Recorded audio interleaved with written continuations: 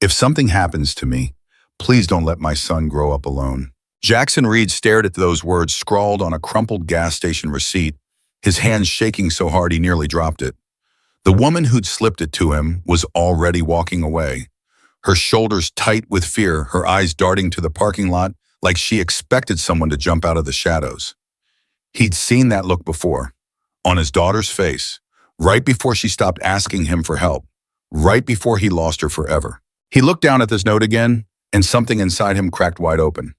Before you hear how 400 bikers ended up surrounding a courthouse for a woman they'd never met, subscribe to this channel right now and drop a comment telling me what city you are watching from. I want to see how far this story travels. And trust me, you need to stay until the very end because what happens next will restore your faith in humanity. The phone in Jackson's hand felt like it weighed 50 pounds. He sat there on his Harley in the blazing Arizona heat, the gas station pump clicking off behind him, and he read the note one more time. The handwriting was rushed, desperate, the kind of writing that comes from someone who's running out of options and running out of time. Please don't let my son grow up alone. Jackson looked up. The woman Claire, according to her name tag, was back inside the gas station, now wiping down counters with mechanical precision. Through the window, he could see her glancing at the clock every few seconds, waiting for something, or watching for someone. His first instinct was to crumple the note and ride away. It wasn't his problem. He didn't know this woman, didn't owe her anything. But then he thought about Emma, his daughter, dead at 17 because he'd been too busy, too distracted, too convinced that whatever she was going through would blow over. "Dad, I need to talk to you." "Later, sweetheart. I've got to run to finish." Later never came. Jackson folded the note carefully and tucked it into his vest pocket. Then he pulled out his phone and dialed a number he hadn't called in 3 months. "Jax," the voice on the other end was rough, suspicious. "That's you, boy." "Yeah, Bull, it's me. What do you want?" "You said you were done with the club. I need a favor." There was a long pause. "What kind of favor?" Jackson looked back at the gas station. Claire was talking to a customer now, forcing a smile that didn't reach her eyes. "The kind where you trust me and don't ask questions, yet." "Jesus, Jax, you know I can't." "Bull," Jackson's voice dropped. "How many times did I vouch for you when nobody else would?" Another pause, longer this time. "What do you need?" "I need you to make some calls, quiet ones. Tell the brothers I'm asking for eyes on someone. Surveillance only. No contact, no confrontation. Just watching." "Watching who?" "I'll send you details in an hour." "And Bull, this one matters." "They all matter, brother." "No." Jackson's jaw tightened. "This one's different." He ended the call and sat there for another minute watching Claire through the window. She was alone now, standing behind the register with her arms crossed, staring at nothing. The kind of alone that goes deeper than an empty room. Jackson started his bike and pulled out of the gas station, but he didn't go far. Just far enough to park on a side road with a clear view of the entrance. He pulled out a cigarette, lit it, and waited. 20 minutes later, a black Mercedes SUV pulled into the lot. The driver didn't get out right away. He just sat there, engine running, watching the gas station, watching Claire. Jackson felt his chest tighten. Finally, the driver stepped out. Mid-40s, expensive suit, too much cologne. The kind of guy who thinks money makes him untouchable. He walked into the gas station with the confidence of someone who owns the place. Through the window, Jackson watched Claire's entire body language change. Her shoulders went rigid. Her smile disappeared. She stepped back from the counter, putting distance between herself and the man. The man said something. Claire shook her head. He said something else, louder this time. Close enough that Claire backed into the cigarette display behind her. Jackson was off his bike and moving before he realized he'd made the decision. The bell above the gas station door chimed as he walked in. "Not asking for much, Claire. Just dinner. One dinner. For old time's sake." "Trevor, I already told you." "You told me a lot of things." Trevor's voice was smooth, practiced. "You told me you appreciated my help after Daniel died. You told me I was a good friend. You told me—" "I told you I needed space." Claire's voice cracked. "And you're not giving it to me." Trevor leaned against the counter, blocking her exit. "I'm just trying to be there for you. For Ethan. Don't you think he needs a father figure?" "He has me." "Come on, Claire, you're working yourself to death. You can barely keep the lights on.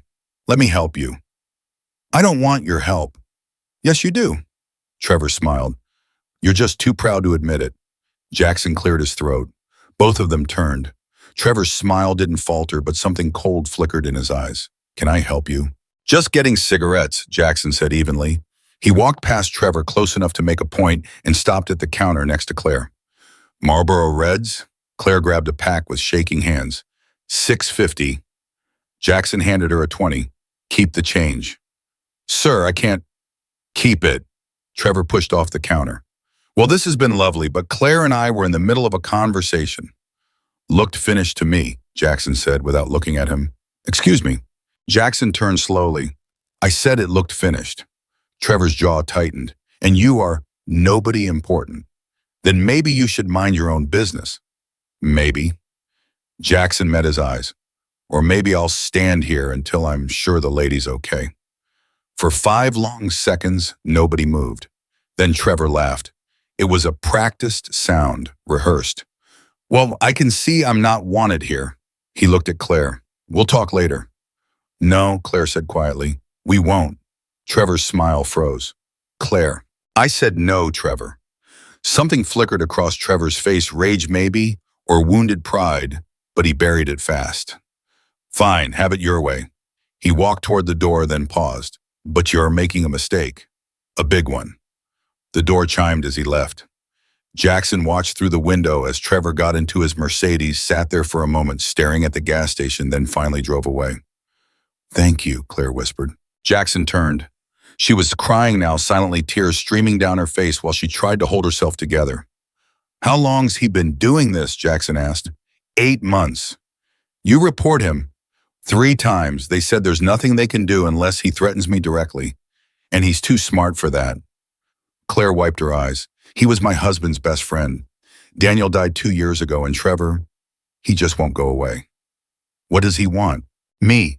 Ethan. Our lives." Claire's voice broke. "He filed for partial custody last week. Says I'm mentally unstable, that I can't provide for my son, that Ethan needs a stable male influence." She laughed bitterly. "He's got lawyers, money, connections, and I've got nothing." Jackson pulled out the note and set it on the counter between them. "You've got more than you think." Claire stared at it. "I shouldn't have given you that." "I don't know what I was thinking. I just saw you and I thought, I don't know, that maybe you'd understand." "I do understand." "How?" Jackson was quiet for a moment. "I had a daughter once, Emma. She needed help, and I was too busy to notice. By the time I figured it out, it was too late." He tapped the note. "So yeah, I understand. What are you going to do?" "Whatever it takes." Claire shook her head. "You don't know what you're getting into. Trevor's powerful. He's got friends in the police department, the courthouse, everywhere. If you try to help me, let me worry about that." "Wow," Claire's voice broke. "Why would you help someone you don't even know?" Jackson looked at her for a long moment. "Because nobody helped Emma, and I'm not making that mistake twice." He walked out before she could respond. Outside, he pulled out his phone and called Bull again. "That was fast," Bull said. "You got details?" "Yeah, target's name is Trevor Hale, mid-40s, drives a black Mercedes SUV, Arizona plates."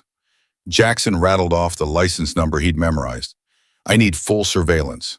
Where he goes, who he talks to, what he does. Everything. How many brothers you want on this?" "Start with 4. Rotate shifts so he doesn't notice the same faces. And Bull, tell them to be ghosts. This guy's connected. We can't give him any excuse to cry harassment. What's he done? Stalking a single mother, filed for custody of her kid just to control her. The kind of predator who hides behind respectability." Bull was quiet for a moment. "I'll make the calls, but Jax, you know this is going to cost you." "I know. I don't mean money." Jackson understood. He'd left the club 3 months ago after Emma died, told him he was done with that life, done with the Brotherhood. Asking for help now meant he was back in, whether he wanted to be or not. "I know what it costs," Jackson said. "Do it anyway." That night, Jackson sat in his apartment, staring at Claire's note. His phone buzzed. A text from Bull got 6 brothers on board. "Starting surveillance tomorrow. They want to know what the endgame is." Jackson typed back, "Keep him away from her. Document everything. When the time comes, we bury him. Three dots appeared. Disappeared. Appeared again. You're sure about this? Jackson looked at the note one more time. Please don't let my son grow up alone. He thought about Emma, about the funeral where he'd stood alone because he'd pushed everyone away, about the guilt that woke him up at 3 in the morning and wouldn't let him breathe. He typed, I'm sure. The next morning, Trevor Hale woke up to his usual routine. Coffee, shower, suit. He checked his phone and saw 3 missed calls from his lawyer about the custody hearing in 6 weeks. Perfect. He'd already started planting seeds with the judge's clerk. Already had witnesses lined up to testify about Claire's instability. Already had a psychologist prepared to recommend that Ethan needed male guidance. Claire didn't stand a chance. Trevor drove to the courthouse for a pre-hearing meeting, parked in his usual spot, and walked inside feeling invincible. He didn't notice the biker sitting on a Harley across the street watching him, or the one parked near his office building, or the one waiting outside his gym. By the time Trevor went to bed that night, 4 different Hells Angels had documented his every move. Photos, timestamps, license plates of everyone he met with. A paper trail that was quietly, methodically building. Claire didn't know it yet. Trevor definitely didn't know it. But the net was closing. A week passed, then 2. Trevor kept showing up at the gas station. Sometimes twice a day, always with the same routine, pretend to buy something corner. Claire pushed boundaries just enough to terrify her without crossing any legal line. The police kept dismissing her complaints. But every time Trevor showed up, there was a biker somewhere nearby. Watching, recording, building evidence. Claire noticed them eventually. There's been a guy on a motorcycle parked across the street for 3 days, she told Jackson when he stopped by for coffee. You wouldn't know anything about that, would you? Jackson shrugged. Maybe he likes the view. Jackson. Maybe he wants to make sure you're safe. Claire's eyes filled with tears. Why are you doing this? Already told you. That's not enough. You don't owe me anything. You don't even know me. Jackson set down his coffee. My daughter used to say that. Dad, you don't even know me. And she was right. I was so busy proving I was tough, proving I didn't need anyone that I forgot to actually see her. He met Claire's eyes. I know you, Claire. Maybe not your story, but I know what it looks like when someone's drowning and nobody's throwing a rope. So I'm throwing one, that's it. Claire wiped her eyes. The custody hearing is in 4 weeks. I know. Trevor's going to win. His lawyer called yesterday and offered me a deal, give up custody voluntarily, and he won't destroy me in court. He'll let me have supervised visitation twice a month. What did you tell him? I told him to go to hell. Claire's voice shook. But I don't know if I made the right choice. What if the judge sides with Trevor? What if I lose Ethan anyway and don't even get to keep my dignity? You won't lose him. How do you know? Because you're not alone anymore. That night, Jackson called Bull again. How's the surveillance going? You sitting down? Why? Because this guy's worse than you said. Bull's voice was tight. We've got him following Claire to work, following her home, following Ethan to school. We've got him sitting outside their apartment at 2 in the morning. We've got him approaching Ethan's teacher, pretending to be a family friend, checking on the kid's welfare. We've got him paying off Claire's landlord to report any concerning behavior. Jax, this isn't just stalking. This is a full-scale harassment campaign. Jackson's hands clenched. You getting all this documented? Every second, photos, timestamps, witness statements. We've even got him on video sitting outside the apartment complex for 4 hours watching Claire's window. Good. Keep going. There's something else. What? Word spreading through the Brotherhood. Brothers in Nevada heard about this. New Mexico, California. They're asking if we need backup. For surveillance. For everything. Bull paused. Jax, these guys remember you. Remember what you did for the club. When they heard you were back in and asking for help, they started volunteering. I've got brothers offering to take vacation days, drive across state lines, whatever it takes. They want to help. Jackson was quiet. How many? He finally asked. Right now, 23 confirmed. But if this goes to court, if you need a show of force, Bull's voice dropped. I can get you 100, maybe more. How many more? Honestly, as many as you need. Jackson sat there in the darkness of his apartment, the phone pressed to his ear, and felt something he hadn't felt since Emma died. Hope. Start making a list, he said. Everyone who's willing to show up for the hearing. I want names, chapters, contact info. When the time comes, I'll need them all. You got it, brother. But Jax, yeah. This is big. You realize that, right? Once you put this in motion, there's no taking it back. Every biker who shows up is putting their neck on the line. If this goes sideways, it won't. You don't know that. Yes, I do. Jackson's voice was steel, because losing isn't an option. 3 weeks before the custody hearing, Trevor got cocky. He filed an emergency motion claiming Claire had allowed dangerous individuals, near Ethan specifically, motorcycle gang members with criminal records, who frequented the gas station where she worked. His lawyer argued that Claire was exposing Ethan to a violent criminal element. The judge granted a temporary hearing. Claire called Jackson in tears. They're saying I'm unfit because of you, because you've been coming to the gas station. Trevor's lawyer is twisting everything. Let them twist.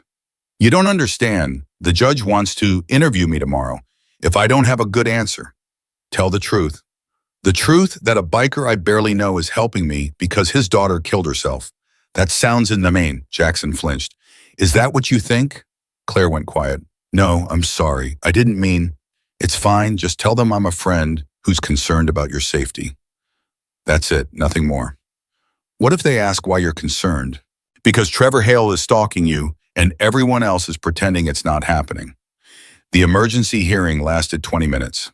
Trevor's lawyer presented photos of Jackson at the gas station, photos of other bikers who'd been rotating surveillance. He painted a picture of Claire surrounded by dangerous criminals who posed a threat to Ethan's welfare. Claire's court-appointed lawyer, a tired public defender with 17 other cases, barely put up a fight. The judge looked skeptical but ultimately dismissed the emergency motion. I'll take all factors into consideration at the full custody hearing, she said. But Miss Donovan, I strongly advise you to reconsider your choice of associates. Trevor walked out smiling. Claire walked out shaking. Jackson was waiting outside the courthouse on his Harley. They're going to use you against me, Claire said. She wasn't crying anymore, just numb. Everything you've done to help, they're going to twist it and use it to take Ethan away. No, they're not. You don't know that. Yeah, I do. Jackson handed her a manila folder, because now we've got ammunition too. Claire opened it. Inside were dozens of photos, Trevor sitting outside her apartment at night, Trevor following her to work, Trevor approaching Ethan's school, Trevor meeting with Claire's landlord. All time-stamped, all documented. Oh my God, Claire whispered. There's more. Witness statements from your neighbors about Trevor showing up at odd hours. Phone records showing he's called you 73 times in the past month, despite you blocking his number. Security footage from the gas station showing him cornering you. Jackson's voice was cold. Trevor wanted to play dirty. Now we bury him. How did you get all this? I've got friends who are very good at being invisible. Claire looked up at him. The bikers. Yeah. Jackson, if this comes out, if Trevor finds out you've been surveilling him, let him find out. By the time we present this in court, it won't matter. The judge will see exactly what kind of man Trevor Hale really is. You really think this will work? Jackson met her eyes. I think the truth is going to win. We just have to make sure it's loud enough. That night, Bull called Jackson with an update. We hit goal, brother. Remember how Trevor's been so careful never to make direct threats? Well, he got sloppy. We caught him on audio telling Claire's landlord that if she didn't cooperate with his custody case, he'd make sure her building failed inspection. That's witness intimidation, maybe even extortion. You sure it's admissible? Our lawyer thinks so. It was recorded in a public space, no expectation of privacy. And get this, the landlord is willing to testify. Trevor threatened her livelihood. She wants him gone. Jackson felt something tight in his chest finally start to loosen. Good. What else? The brothers are getting restless. They want to do more than surveillance. Some of them are talking about paying Trevor a visit. Nothing violent, just making their presence known. No, not yet. We do this by the book. Once we get in that courtroom, you sure? Because we could solve this problem real quick if you were to. Bull. Jackson's voice was sharp. I said no, we're not giving Trevor any ammunition. We show up, we present evidence, and we let the system do its job. And if the system fails, Then we'll talk about other options. Bull was quiet for a moment. You've changed, Jax. How we, the old, you would have already put Trevor in the hospital. The old me lost his daughter because he thought violence solved everything. Jackson stared at Emma's photo on his wall. I'm not that guy anymore. Maybe not, but the Brotherhood still has your back. Whatever you need. I know, and Bull, yeah. Thank you for believing me, for mobilizing the brothers, for all of it. Don't thank me yet. Thank me when that kid stays with his mother. 2 weeks before the custody hearing, Ethan asked his mother a question that broke her heart. Mom, am I going to have to live with Mr. Trevor? They were sitting at their tiny kitchen table eating spaghetti, the cheap kind from the dollar store because it was all Claire could afford that week. No, baby, you're staying with me. But my teacher said there's a court thing. She said a judge decides where kids live. Claire felt her throat close up. Who told you that? Mr. Trevor. He came to my school again. He said he's going to be like my new dad, and I'm going to live in his big house and have my own room with video games and everything. Claire's vision tunneled. When did he say this? Yesterday, during recess. He was talking to Mrs. Patterson, and then he came over and talked to me. What else did he say? Ethan looked down at his plate. He said you're sick, that you can't take care of me anymore, that I'll be happier with him. Claire grabbed her phone and called Jackson before she even realized she was doing it. He approached Ethan at school, she said when he answered. He told my 9-year-old son that I'm sick and can't take care of him. Jackson, he's poisoning my own kid against me. Where are you? Home. Stay there, I'm coming over. No, you can't. The judge said, I don't care what the judge said. Trevor just crossed a line. We need to document this. Jackson arrived 20 minutes later with a woman Claire had never seen before. Mid-50s kind eyes carrying a leather bag. This is Sarah, Jackson said. She's a child psychologist. She's going to talk to Ethan. I can't afford. You're not paying, I am. Jackson's voice was gentle. Sarah's going to interview Ethan about what Trevor said. Her testimony might be the thing that tips the scales. Sarah spent an hour with Ethan in his bedroom while Claire and Jackson waited in the kitchen. When she finally emerged, her face was grim. That child is being psychologically manipulated, Sarah said. Trevor is using classic grooming techniques, promises of material goods undermining the primary caregiver, creating dependency. If this continues, the damage could be permanent. Will you testify to that? Jackson asked. Absolutely, and I'll recommend an emergency protective order preventing Trevor from contacting Ethan until after the custody hearing. Claire started crying. Thank you so much. Sarah squeezed her hand. You're a good mother, Claire. Don't let anyone tell you otherwise. After Sarah left, Claire and Jackson sat on her worn-out couch in silence. I don't know how to repay you, Claire finally said. You don't have to. Yes, I do. You've spent months helping me. You've mobilized an entire motorcycle club. You're paying for lawyers and psychologists and God knows what else. I have to give you something. You already did. Claire looked at him confused. You gave me a second chance, Jackson said quietly, to help someone when they needed it. To not fail this time. That's worth more than you know. 10 days before the custody hearing, Trevor made his final mistake. He showed up at Claire's apartment at 11 o'clock at night, drunk, pounding on her door. Claire, open up. We need to talk. Claire grabbed Ethan and locked themselves in the bedroom, her phone already dialing 911. Please, I need police at 4150 Desert View Apartments, Unit 203. My stalker is trying to break down my door. Outside in the parking lot, 3 Hells Angels who'd been rotating surveillance duty looked at each other. We're not supposed to engage, one of them said. Screw that. The second one, a man called Razor, was already off his bike. That's a woman and a kid in there. They reached Claire's door just as Trevor was preparing to kick it in. Hey, Razor's voice boomed. Back away from the door, now. Trevor spun around, his eyes glassy. Who the hell are you? We're the people telling you to leave? This is none of your business. You're making it our business. The third biker, a woman named Jules, had her phone out recording. You're drunk, you're trespassing, and you're harassing a woman who has a restraining order against you. There's no restraining order. I have every right to be here. Then you won't mind waiting for the police to sort it out. Sirens wailed in the distance. Trevor's eyes went wide. He looked at the bikers at Claire's door at his Mercedes parked in the lot. Then he ran. The bikers didn't chase him. They just kept recording until the police arrived. When the cops finally showed up, Razor handed over his phone with the full video. "That's Trevor Hale," he explained. "He's been stalking this woman for months. Tonight he showed up drunk trying to break down her door. Everything's on video." The officer looked skeptical. "And you are concerned citizens." "Uh-huh. You know we're going to need statements from all of you." "No problem. We've got time." The police report from that night became Exhibit A in Claire's custody case. And Bull was right, word was spreading. By the time the custody hearing was a week away, Jackson had confirmation that brothers from 6 different states were planning to attend. Nevada, California, New Mexico, Utah, Colorado, Texas, all of them riding in to support a woman they'd never met. "How many confirmed?" Jackson asked Bull on the phone. "Right now, 147, but I'm still getting calls.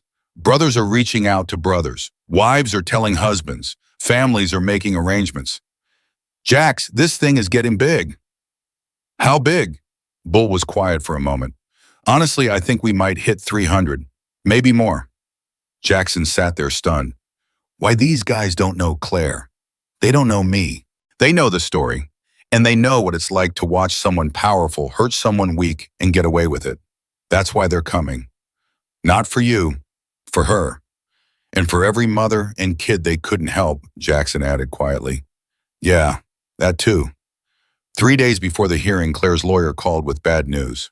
Trevor's legal team is bringing in character witnesses, his pastor, his business partners, a child development expert who's going to testify that Ethan needs a stable 2-parent household. "Claire, I'm going to be honest with you. We're outgunned. Trevor has resources I can't match. What are our chances?" The lawyer was quiet for too long. "Just tell me." 30%, maybe less. Claire hung up and called Jackson. "They're going to win," she said. Her voice was hollow, defeated. "All of this, everything you've done, it's not going to be enough." "Yes, it is. You don't know that." "Claire, listen to me. In 3 days, you're going to walk into that courthouse and you're going to tell your truth. You're going to show that judge who Trevor really is, and you're not going to do it alone. Well, I feel alone, so." "You're not, trust me." The night before the custody hearing, Jackson couldn't sleep. He sat on his balcony smoking cigarettes and thinking about Emma, about all the moments he'd missed, all the signs he'd ignored. His phone buzzed on. A text from Bull 43 Bikes just crossed into Arizona from California. Another 35 coming from New Mexico. "Brother, this is really happening." Jackson typed back deployment plan. "We line the streets at dawn. Peaceful, silent, just presence. Let Trevor and his lawyers walk through a corridor of bikers on their way into the courthouse. Let them see what standing against Claire really looks like." Jackson smiled for the first time in weeks. Perfect. At 4 in the morning on the day of the custody hearing, motorcycles began arriving at the courthouse. One by one, they pulled into formation along both sides of the street leading to the main entrance. Chrome glinting in the streetlights, leather creaking, the rumble of 100 engines settling into silence. Jackson stood at the front watching them come. Men and women from across the Southwest. Veterans and teachers and mechanics and nurses. Some with gray beards, some barely old enough to drink. All of them there for one reason. Bull pulled up beside him. "We're at 312. Still more coming." "Jesus." "Yeah." Bull looked at the rows of bikes stretching down the block. "I've been riding for 30 years, and I've never seen anything like this. Not for a run, not for a funeral. Never." "They're here for her," Jackson said quietly. "They're here for all of us. Every kid who needed someone to show up. Every mother who fought alone. Every time the system looked the other way." Bull clapped him on the shoulder. "You started something, brother. Something bigger than you realize." At 6:30, the sun started to rise over the courthouse. At 7, news vans began arriving, cameras rolling, reporters trying to figure out what was happening. At 7:45, Trevor Hale's Mercedes pulled up to the courthouse and stopped. Through the windshield, Trevor stared at the wall of motorcycles lining both sides of the street. 300 bikers standing in absolute silence watching him. His lawyer leaned over and said something. Trevor shook his head, said something back. The Mercedes didn't move. 1 minute passed, then two. Finally, Trevor opened his door and stepped out. The bikers didn't move, didn't speak, just watched. Trevor walked toward the courthouse entrance, his expensive shoes clicking on the pavement, his confidence cracking with every step. And as he passed, 300 bikers stayed silent. But they stayed there. Inside, Claire sat in the hallway outside the courtroom, her hands shaking so badly she could barely hold her coffee. Her lawyer sat beside her, reviewing notes. Ethan was with Sarah, the child psychologist, in a separate room. Claire felt like she was going to throw up. Then the door to the courthouse opened, and Jackson walked in. He wasn't alone. Behind him came Bull, and Razor, and Jules, and dozens of other bikers, not all of them just representatives, filing quietly into the public seating area of the courtroom. Claire stood up. "Jackson, what?" "You're not alone," he said simply. "We made sure of that." At 8 o'clock, the bailiff called them in. "All rise for the Honorable Judge Rebecca Martinez." And in the back of the courtroom, 20 Hells Angels stood up with everyone else. The custody hearing for Ethan Donovan was about to begin, and Trevor Hale's perfect plan was about to collapse. Judge Rebecca Martinez looked out at her courtroom and paused. In 23 years on the bench, she'd never seen anything like this. The public gallery was packed with leather vests and silver chains, tattooed arms crossed over broad chests. Men and women who looked like they'd ridden straight out of a Western movie, sitting in absolute silence, their eyes fixed on the proceedings. "Counselor," she said to Trevor's lawyer, "are you ready to proceed?" Richard Ashford stood smoothing his $1,000 suit. "Yes, Your Honor. The petitioner is prepared to demonstrate why custody of the minor child Ethan Donovan should be transferred to Mr. Trevor Hale, who can provide the stable, secure environment this child desperately needs." Claire's lawyer, a exhausted-looking public defender named Monica Chen, rose slowly. Your Honor, the respondent is prepared to show that this petition is nothing more than a harassment campaign by a man who has stalked Ms. Donovan for 8 months. Strong words, Ms. Chen. Supported by strong evidence, Your Honor. Judge Martinez nodded. Then let's begin. Mr. Ashford, call your first witness. The petitioner calls Trevor Hale to the stand. Trevor walked to the witness box like he owned it, confident, composed. He'd practiced this testimony for weeks with Ashford, rehearsing every word, every pause, every sympathetic expression. "Mr. Hale," Ashford began, "how long have you known Claire Donovan?" 15 years. She was married to my best friend, Daniel. "And when did Daniel pass away?" 2 years ago, pancreatic cancer. It was devastating for all of us. "How did you respond to his death?" Trevor's voice softened perfectly. "I promised Daniel on his deathbed that I'd look after his family, that I'd be there for Claire and Ethan. It's what he would have wanted." In the gallery, Bull leaned toward Jackson and whispered, "This guy's good." "Wait," Jackson muttered back. Ashford continued, "Can you describe your relationship with Ethan? I love that boy like he was my own son. I've tried to be a positive male influence in his life. Take him to baseball games, help with homework, teach him how to throw a football, the things his father would have done. And how has Claire responded to your efforts?" Trevor sighed. "She's pushed me away. I understand grief affects people differently, but I've watched her struggle, watched her work herself to exhaustion, watched Ethan suffer because she won't accept help. It breaks my heart." "Objection," Monica stood. "Characterization of Ms. Donovan's mental state without foundation." "Sustained." Mr. Ashford, stick to observable facts. "Of course, Your Honor." Ashford smiled. "Mr. Hale, have you observed any concerning behavior from Miss Donovan?" "Yes, she's frequently late picking up Ethan from school. The power's been shut off at their apartment twice, and recently she's been associating with motorcycle gang members who have criminal records." Monica shot to her feet. "Objection, inflammatory and without foundation." "Your Honor," Ashford said smoothly, "I have photographs showing known Hells Angels members at Ms. Donovan's workplace and outside her home. I can present them if that won't be necessary right now. Continue." Trevor leaned forward, his face the picture of concern. "I'm not trying to hurt Claire. I'm trying to protect Ethan. He deserves stability, security, a home where the electricity stays on, and he's not exposed to dangerous criminals." In the back row, Razor's jaw clenched so hard his teeth hurt. "Your witness, Ms. Chen," the judge said. Monica stood holding a thick folder. Claire had never seen it before. She glanced at Jackson, who gave her the smallest nod. "Mr. Hale," Monica began, You say you've been trying to help Miss Donovan for 2 years. Yes. How many times has Miss Donovan asked you to stop contacting her? Trevor hesitated. I'm not sure I understand. It's a simple question. How many times has she explicitly asked you to leave her alone? She said things when she's upset, but how many times, Mr. Hale? I don't keep count. Monica opened the folder. According to phone records, Ms. Donovan has sent you text messages asking you to stop calling her on 17 separate occasions, including one that reads, Trevor, I'm begging you, please leave me alone. Do you remember that message? She was having a bad day. Yes or no, Mr. Hale? Do you remember that message? Yes. And yet you continued calling her 73 times in the past month alone. Why? Trevor's composure cracked slightly. I was worried about her, AMR.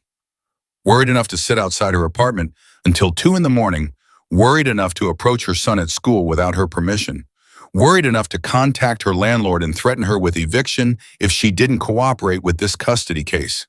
Objection. Ashford was on his feet. Counsel is making accusations without... I have documentation for every claim, Your Honor. Monica pulled out a thick stack of papers, surveillance photos, witness statements, audio recordings, all of which paint a very different picture than the one Mr. Hale is presenting. The courtroom went dead silent. Judge Martinez leaned forward. Approach the bench, both of you. Monica and Ashford walked up. The judge spoke in low tones that didn't carry to the gallery, but Claire could see Ashford's face going red, see Monica holding her ground, see the judge's expression growing colder as she flipped through the documents. Finally, the judge waved them back. Mr. Hale, she said, her voice like ice, I'm going to ask you a direct question, and I advise you to think very carefully before you answer. Have you been surveilling Ms. Donovan without her consent? Trevor's mouth opened, closed. I've checked on her occasionally to make sure she's safe. Have you or have you not sat outside her apartment in the middle of the night watching her windows? Your Honor, I can explain. Have you approached her minor child at school to discuss this custody case? I just wanted Ethan to know that, yes or no, Mr. Hale. Trevor's perfect mask finally shattered. Yes, I've watched her apartment. Yes, I've talked to Ethan. Someone has to look out for that boy because his mother sure as hell isn't. The courtroom erupted. Judge Martinez slammed her gavel. Order one more outburst and I'll clear this courtroom. She glared at Trevor. Mr. Hale, you will control yourself or I will hold you in contempt. Do you understand? Trevor nodded, his face pale. Step down. Ms. Chen, call your first witness. The respondent calls Claire Donovan. Claire's legs barely held her as she walked to the witness stand. Her hands shook as she placed them on the Bible. The bailiff's voice seemed to come from underwater. Do you swear to tell the truth, the whole truth, and nothing but the truth? I do. Monica gave her an encouraging smile. Ms. Donovan, how long have you lived in Arizona? My whole life. And you've been employed at Desert Highway gas station for how long? 3 years. Why did you take that job? Claire's voice was barely a whisper. After my husband died, I needed work that fit around Ethan's school schedule. The gas station offered overnight shifts and weekends. So you work while Ethan is asleep or with a babysitter? Yes. Has the electricity ever been shut off at your apartment? Twice. Once when I was hospitalized with pneumonia and missed a payment. Once when there was a billing error that took 3 weeks to resolve. Did you get the power back on? Yes, within 24 hours both times. Ms. Donovan, has Ethan ever missed school because of neglect? Never. He has perfect attendance. Does he see a pediatrician regularly? Every 6 months, plus dental checkups. Is he behind in any developmental milestones?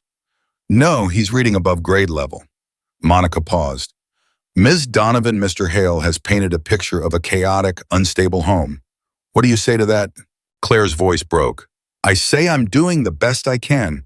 I work 2 jobs. I make sure my son eats 3 meals a day, even if I only eat 2. I help with his homework every night. I read to him before bed. I tell him I love him a dozen times a day. I'm not perfect, but I am his mother, and I have never neglected him. Why do you think Mr. Hale filed for custody? Because I won't let him control me. Objection, Ashford called. Speculation. Overruled. The witness may answer. Claire looked directly at Trevor. He doesn't want custody of Ethan. He wants custody of me. He wants me dependent on him, grateful to him trapped. And when I refused to play along, he decided to take my son to punish me. That's ridiculous. Trevor half stood and Ashford grabbed his arm, pulling him back down. Judge Martinez's gavel cracked. Mr. Hale, you will remain seated and silent. This is your only warning. Monica continued. Ms. Donovan, are you aware that motorcycle club members have been observed near your workplace and residence? Yes. Why is that? Because they're protecting me. Because when I went to the police 3 times about Trevor stalking me, nothing happened. Because the system failed me. And because a man I barely knew decided that nobody should have to fight alone. Objection relevance. Your Honor, Monica said calmly, the petitioner has made Ms. Donovan's associations a central part of his case. I'm establishing context. Overruled. Continue. Ms. Donovan, have these motorcycle club members ever threatened you or your son? Never. Have they ever behaved inappropriately around Ethan? No, they've been nothing but respectful. Have they asked for anything in return for their protection? No. Monica turned to face the judge. Your Honor, I'd like to call Jackson Reed to the stand. Ashford jumped up. Objection. Mr. Reed isn't on the witness list? I'm adding him now. Mr. Reed has direct knowledge of the harassment campaign against my client. Judge Martinez considered. I'll allow it. Mr. Reed, please take the stand. Jackson walked to the witness box, aware of every eye in the courtroom on him.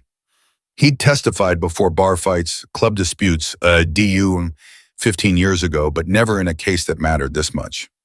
Mr. Reed, Monica began, what's your relationship to Miss Donovan? I met her 6 weeks ago at the gas station where she works.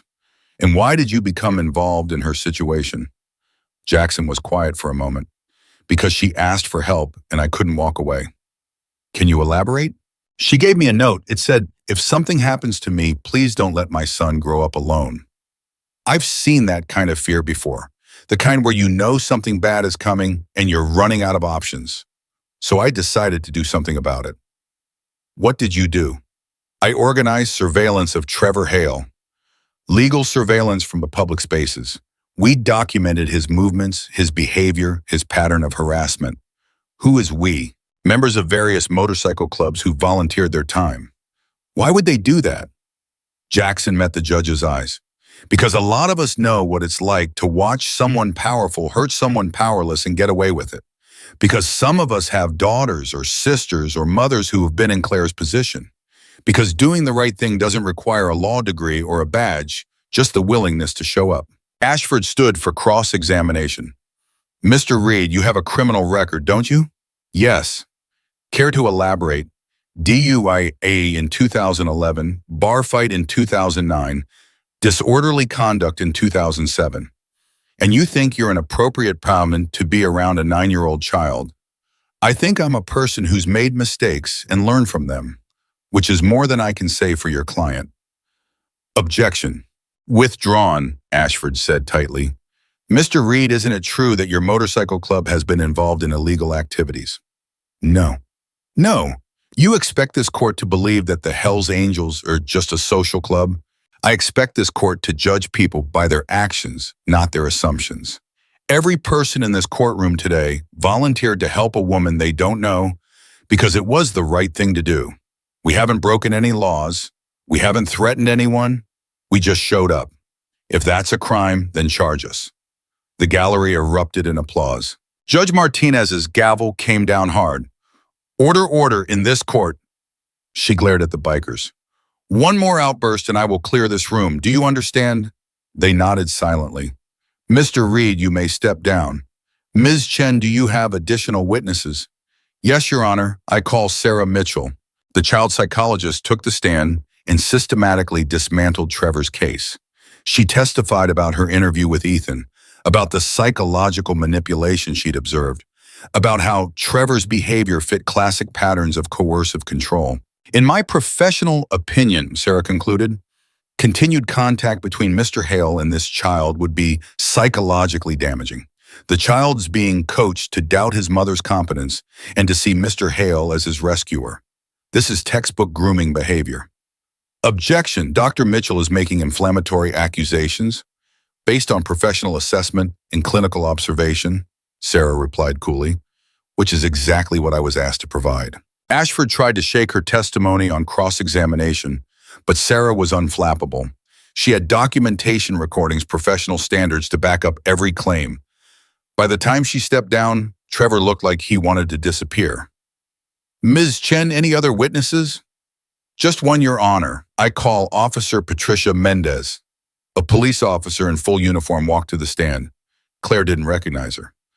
Officer Mendez, Monica said, were you on duty on the night of May 3rd? Yes. And were you called to 4150 Desert View Apartments? Yes. Disturbance call. A woman reported that a man was trying to break down her door. What did you find when you arrived? The suspect, Mr. Hale, had fled the scene, but there were 3 witnesses who provided video evidence of him attempting to forcibly enter the apartment while intoxicated. Did you file a report? Yes, and I personally recommended that the district attorney file charges for criminal trespass and stalking. What happened to that recommendation? Officer Mendez's jaw tightened. It was dismissed. I was told there wasn't enough evidence to prosecute. Despite video evidence? Despite video evidence. Why do you think that happened? Objection, speculation. Your Honor. Monica said Officer Mendez has 15 years of experience. I'm asking for her professional assessment. I'll allow it. Officer Mendez looked directly at Trevor. In my professional opinion, the suspect's connections prevented appropriate charges from being filed. It happens more often than it should. Thank you, officer. No further questions. Ashford declined to cross-examine. Judge Martinez looked at the clock. We'll break for lunch. Return at 1:30 for closing arguments. The courtroom emptied slowly. Claire stumbled into the hallway and Jackson caught her arm. You did good, he said. I don't know. Trevor's lawyer is good. What if... Stop. You told your truth. That's all you can do. Outside, the news crews had multiplied. Cameras everywhere, reporters shouting questions at anyone who walked out. Bull intercepted one trying to corner Claire. Back off, Bismarck, he said quietly. Now, hon. The reporter retreated. Claire found a bench outside and sat down, her hands shaking. Monica sat beside her. How bad is it? Claire asked. Honestly, I think we've got a shot. The judge was clearly disturbed by Trevor's behavior. Sarah's testimony was devastating, and having 300 bikers show up sent a message that this isn't just a family dispute, this is about justice. But judges are unpredictable, and Trevor's got resources. If she rules against us, he'll appeal. We need to be prepared for a long fight. I don't have money for a long fight. Then we'll figure something else out. Monica squeezed her hand. You're not in this alone anymore. At 1:15, they filed back into the courtroom. Ashford stood first for his closing argument. Your Honor, this case is about one simple question. What is in the best interest of Ethan Donovan? My client may not be perfect, but he can provide stability, security, and resources that Ms. Donovan simply cannot match. He has a 4-bedroom home, a stable income, no criminal associates. He's offering this child opportunities to be controlled. Monica interrupted, standing. Your Honor, I apologize for the interruption, but I can't sit here and listen to this manipulation without responding. Mr. Hale doesn't want to help Ethan. He wants to own him.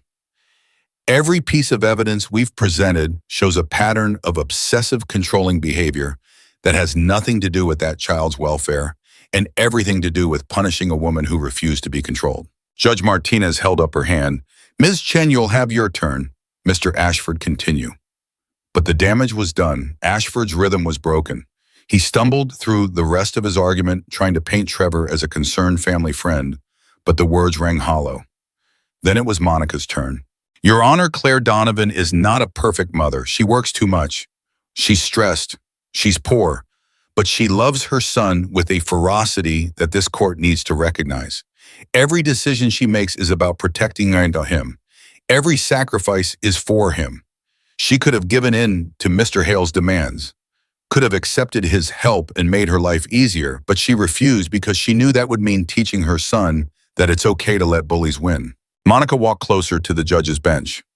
The petitioner wants you to believe that poverty equals neglect, that working multiple jobs means bad parenting, that accepting help from imperfect people means poor judgment. But I ask you to consider what this case is really about.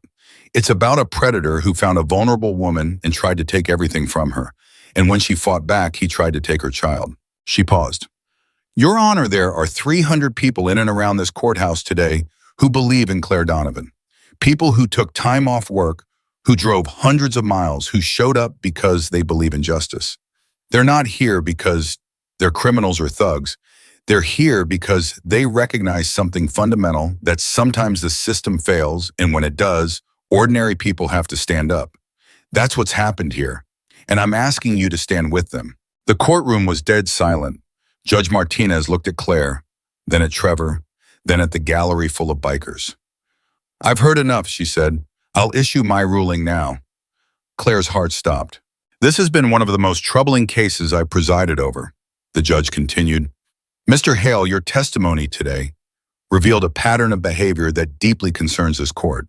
Stalking, harassment, manipulation, witness intimidation. These are not the actions of someone concerned about a child's welfare. These are the actions of someone attempting to exert control over another person's life. Trevor's face went white. Ms. Donovan, while your circumstances are challenging, I see no evidence of neglect. Your son is healthy, happy, and thriving academically. You have demonstrated resourcefulness and determination in protecting him and providing for him despite significant obstacles. Claire started crying. Therefore, I am denying the petition for custody modification. Ethan Donovan will remain in the primary custody of his mother, Claire Donovan. The courtroom exploded. People were hugging, shouting, crying. The bikers were on their feet. Monica grabbed Claire and held her as she sobbed. But Judge Martinez wasn't finished. Furthermore, she said, her voice cutting through the noise, I am issuing an immediate restraining order. Mr. Hale, you are prohibited from coming within 500 feet of Ms. Donovan, her son, her residence, or her workplace. You are prohibited from all contact, direct or indirect. You are prohibited from approaching her son's school or any location where you might encounter them. Your Honor, Ashford started. I'm not finished. I am also referring this case to the District Attorney's Office for criminal investigation. The evidence presented today suggests multiple violations of Arizona stalking statutes, and I want a full review. Trevor stood up swaying. This is insane. You can't. Sit down, Mr. Hale, or I will have you arrested right now for contempt. Trevor sat. This hearing is adjourned. The gavel came down with finality. Claire couldn't move, couldn't breathe, couldn't believe it was over. Jackson appeared beside her. You did it. We did it. Claire turned and threw her arms around him. Thank you. Thank you for everything. Outside the courthouse, the bikers had formed two lines, creating a walkway from the door to the street. As Claire walked through them with Ethan holding her hand, they stood at attention. No cheering, no celebrating, just respect. One of them, an older man with gray braids, stepped forward and handed Ethan a small wooden motorcycle he'd carved. Your mama's a fighter, he said quietly. Don't ever forget that. Ethan clutched the motorcycle and nodded. The news crew swarmed, but Bull and his brothers formed a protective barrier. They escorted Claire to Monica's car and made sure she got away safely. An hour later, Claire sat in her apartment, holding Ethan, finally letting herself believe it was real. Her phone rang. Jackson. How you holding up? I don't know. I keep thinking I'm going to wake up and none of this will be real. It's real. You're safe. Ethan's safe. Trevor can't touch you anymore. Claire was quiet for a moment. What happens now? Now you live your life. You work. You raise your son. You stop looking over your shoulder. Will you still? She stopped. I'm sorry, that's not fair to ask. What? Will you still come by to pay the gas station sometimes so I can say thank you properly? Jackson smiled. Yeah, I'll come by. Good. After she hung up, Claire went to check on Ethan. He was asleep, the carved motorcycle clutched in one hand. She stood in his doorway watching him breathe, and for the first time in 8 months, she didn't feel afraid. Across town, Trevor Hale sat in his expensive house surrounded by expensive things, and he felt his perfect life crumbling. The judge's words echoed in his head. Criminal investigation, restraining order. The way everyone in that courtroom had looked at him, not with respect, but with disgust. His phone rang, his lawyer. Trevor, we need to talk about your options. What options? She destroyed me. The criminal investigation is what we need to worry about right now. If the DA files charges, they won't. I've got connections. had connections. After today, nobody's going to want to touch this case. You made yourself toxic. Trevor hung up and poured himself a drink. Then another. He'd lost. For the first time in his life, he'd lost. And 300 bikers had made sure everyone knew it. But Claire's victory was about to become something even bigger than she realized. Because what happened in that courtroom didn't stay in that courtroom. The news crews had captured everything. The lines of motorcycles, the testimony, Claire's tears, Jackson's calm defiance. By that evening, the story was everywhere. If you or someone you know is having a difficult time, free support is available. The first video hit social media at 6:30 that evening. A news crew had captured the moment Claire walked out of the courthouse between the rows of silent bikers, Ethan clutching her hand, tears streaming down her face. Someone had added text overlay, 300 bikers show up for single mom, fighting custody battle against her stalker. Within 3 hours, it had 2 million views. By midnight, it had 15 million. Claire didn't know any of this. She was asleep for the first time in weeks. Ethan curled up beside her, both of them finally safe. But Jackson saw it. Bull called him at 11 o'clock. "Brother, you need to see this." "See what?" "Check your phone. We're everywhere." Jackson opened his browser and froze. The courthouse, the bikes, his face as he testified. Claire crying. It was all there, spreading across every platform, every news site, every corner of the internet. "Jesus," he whispered. It gets better or worse depending on how you look at it. People are trying to find Claire, trying to send her money, trying to help. The gas station's phone has been ringing nonstop. Has anyone bothered her? Not yet, but Jax, this thing is exploding. By tomorrow morning, every news outlet in the country is going to want to talk to her. She can't handle that right now. I know, so we need a plan. Jackson thought for a moment. Put a rotation at her apartment. Low key. Just make sure nobody ambushes her.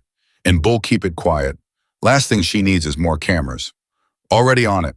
Got 6 brothers volunteering for overnight watch. Good. And Bull. Yeah. Thank you for believing in this, for getting everyone to show up. Bull was quiet for a moment. You gave us something to believe in, brother. A reason to remember why we ride together in the first place. That's worth more than you know. Claire woke up at 6 the next morning to 73 missed calls. Her heart stopped. Something was wrong. Something had to be wrong. She checked the voicemails. Most were from reporters, but one was from Monica. Claire, call me as soon as you get this. Don't talk to any media yet. We need to discuss strategy.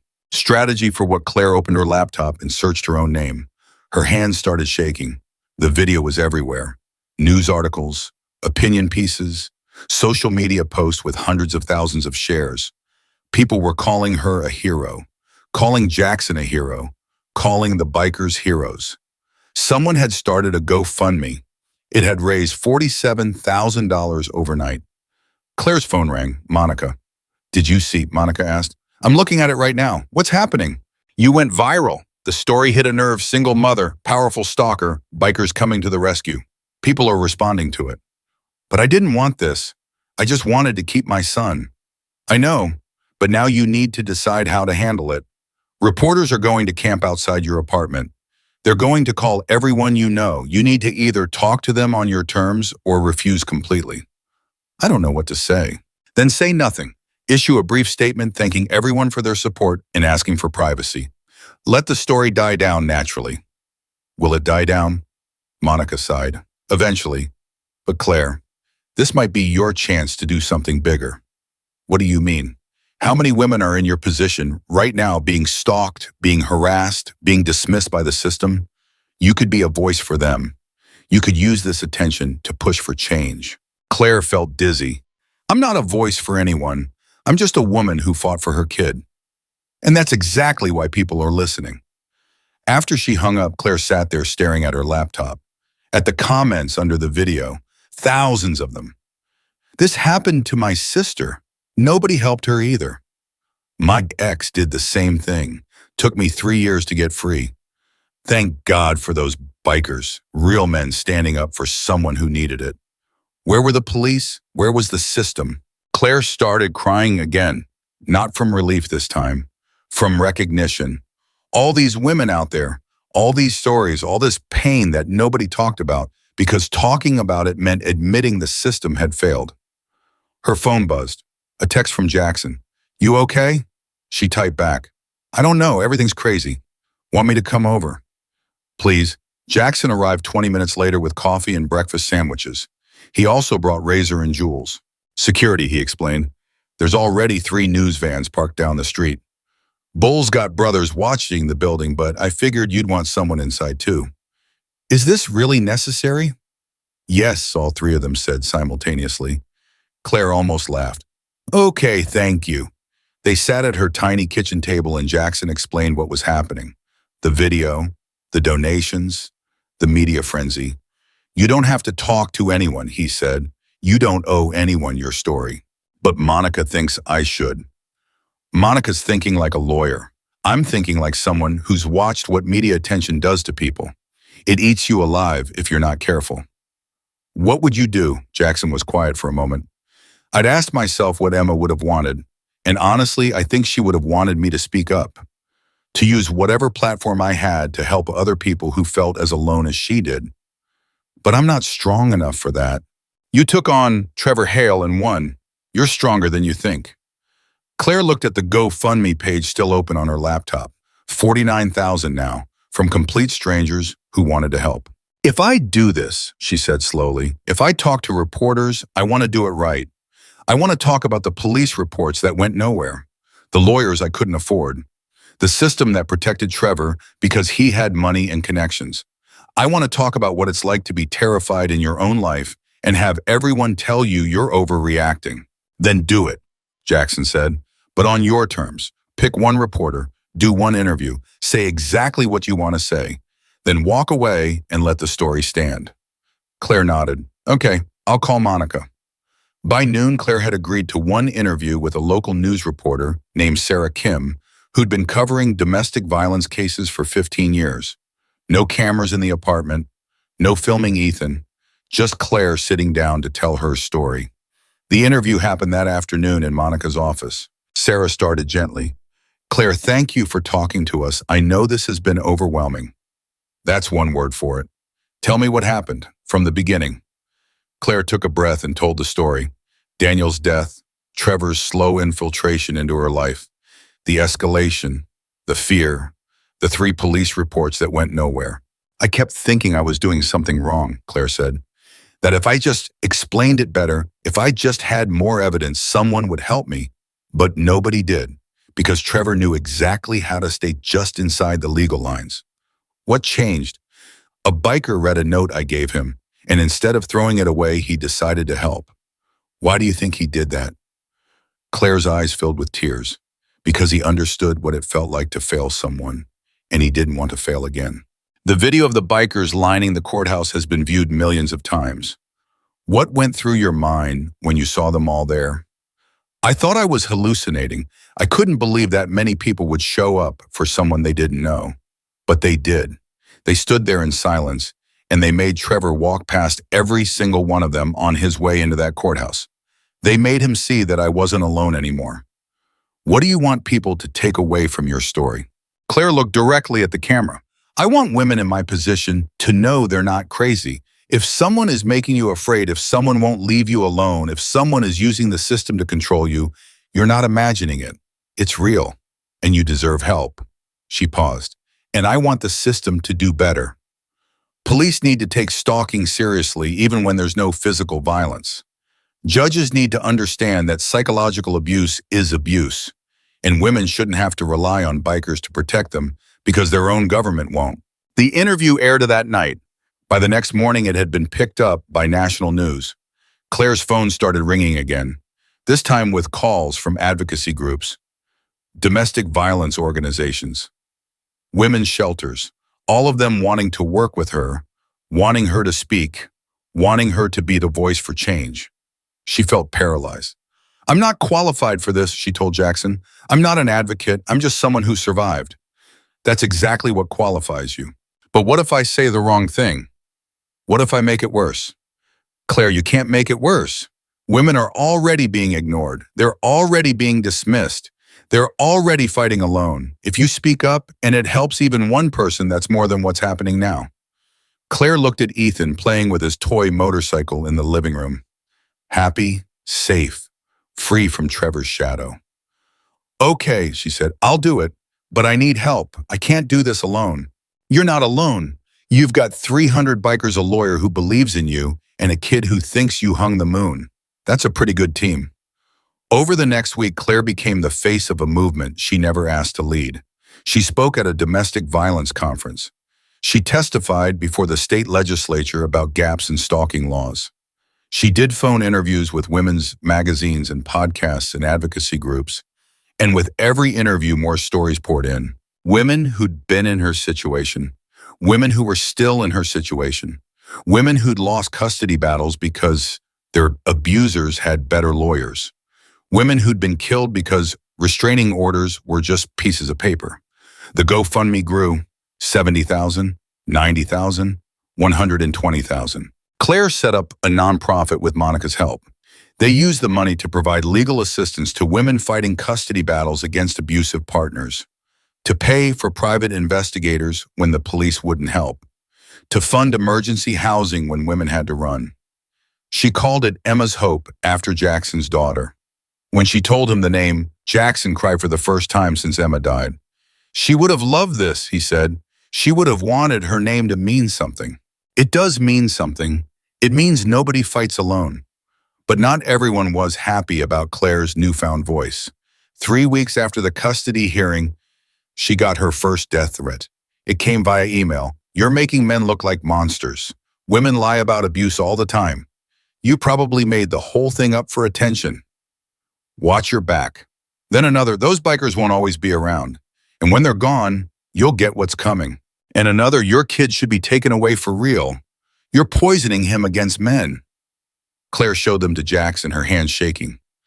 I knew this would happen, she said. I knew the second I spoke up this would happen. You want to stop? I don't know. Yes, you do. You're scared and you should be. These are scary. But you know in your gut whether this work matters enough to keep going. Claire was quiet for a long time. It matters. Then we protect you better. Bull's already talking about expanding security. And Claire, these threats. They prove you're hitting a nerve. Abusers want you quiet because your voice is dangerous to them. What if they come after Ethan? They won't get near him. I promise you that. That night, Bull held a meeting with club leadership from 6 states. We need a protection detail, he said. Rotating shifts. Someone with Claire and Ethan at all times when they're in public. Someone watching their apartment. Someone monitoring threats. That's a big ask, one of the chapter presidents said. We talking weeks, months, as long as it takes. What's in it for us? Bull leaned forward. The knowledge that we protected someone who needed it. That we stood up to bullies with money and power and told them they don't get to win just because they're rich. That we proved bikers aren't criminals. We're citizens who give a damn when nobody else will. One by one, the chapter presidents nodded. We're in. A month after the custody hearing, the district attorney filed charges against Trevor Hale. 3 counts of stalking, 2 counts of witness intimidation, 1 count of attempted criminal trespass. His lawyer held a press conference calling it a witch hunt motivated by anti-male bias. Nobody was buying it. The evidence was too strong. The video of him trying to break down Claire's door. The recordings of him threatening her landlord. The testimony from Officer Mendez and Sarah the psychologist. The dozens of photographs documenting his harassment campaign. Trevor's reputation collapsed overnight. His business partners distanced themselves. His country club asked him to resign his membership.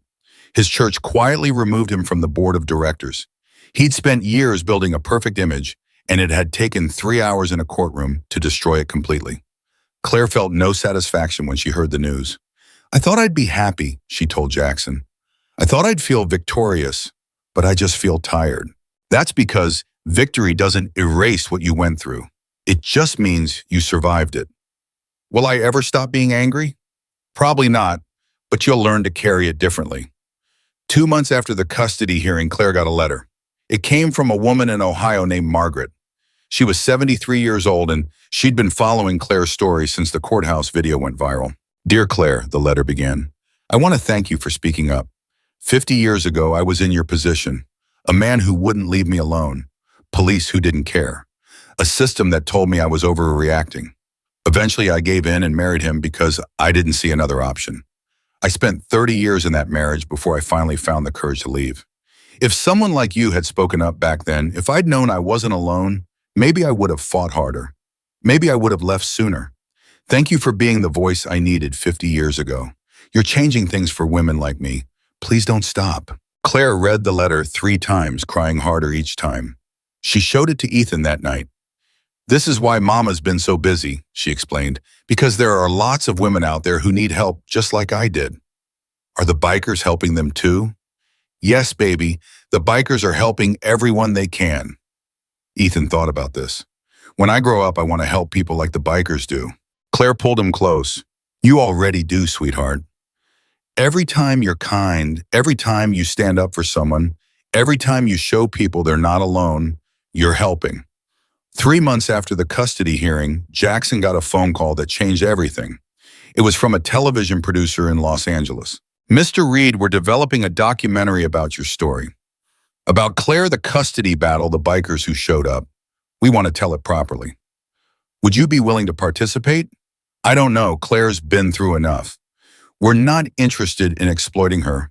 We're interested in highlighting a systematic problem and showing how ordinary people stepped up when institutions failed. This could reach millions of people. It could change laws. Jackson talked it over with Claire that night. What do you think when he asked? I think I'm exhausted. I think I want my life to go back to normal. Claire paused.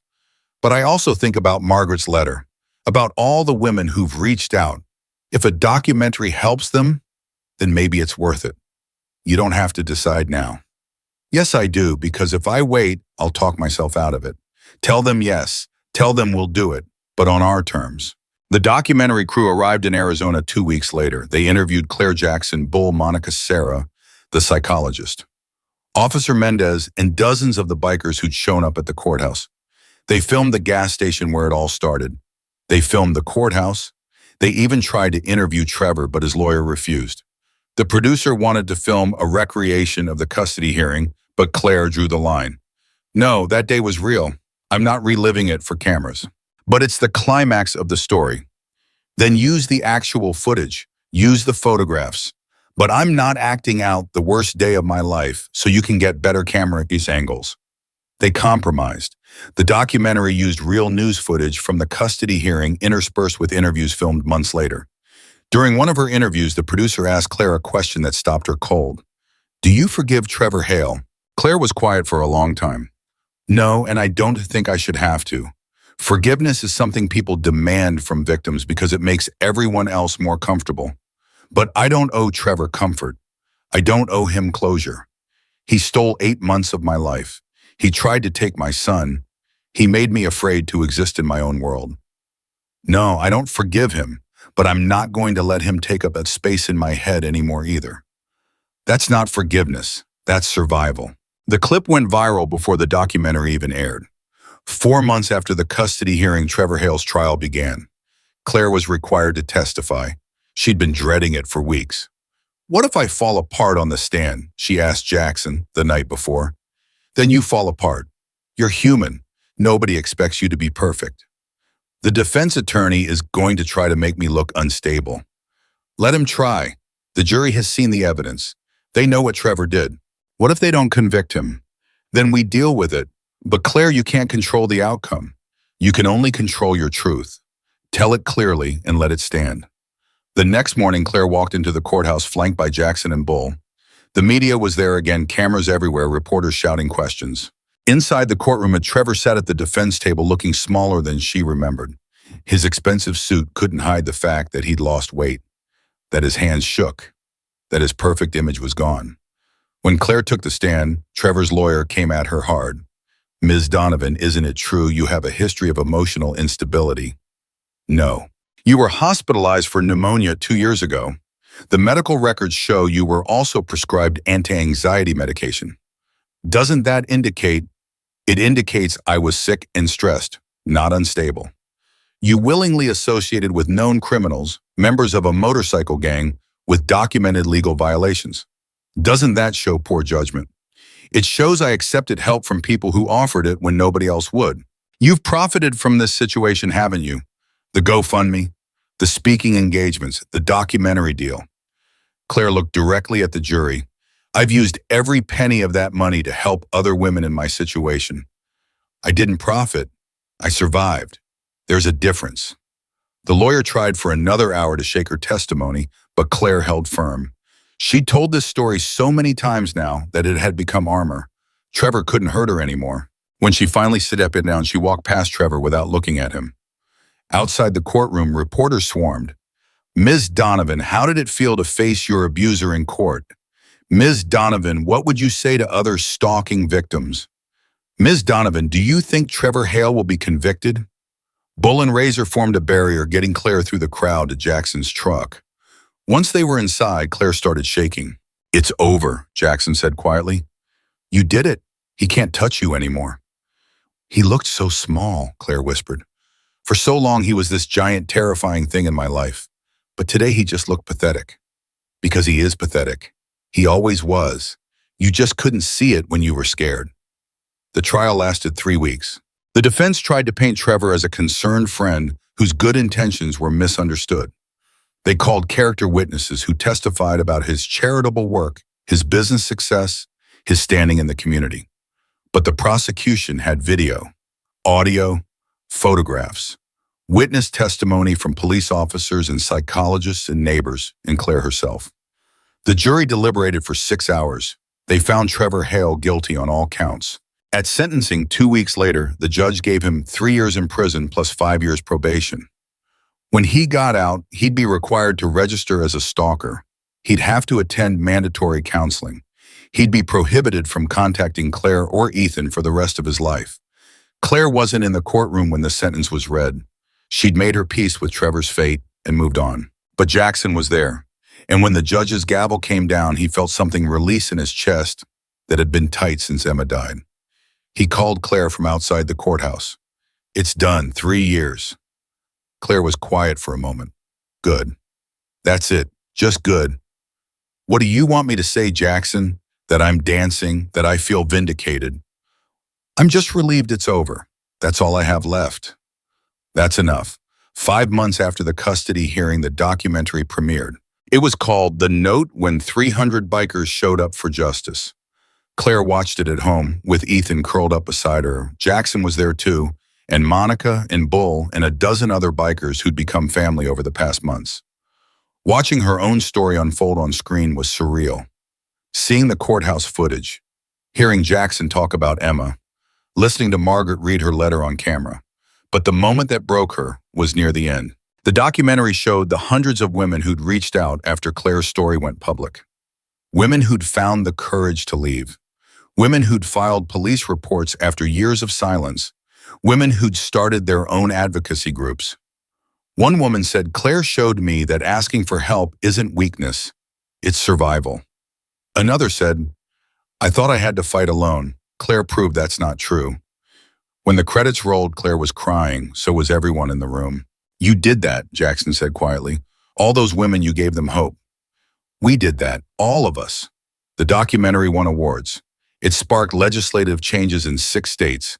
It led to increased funding for domestic violence programs and stalking prevention. But more importantly, it became a handbook for women in danger. 6 months after the custody hearing, Claire walked into Emma's Hope's first office, a small rented space downtown funded by donations and staffed by volunteers.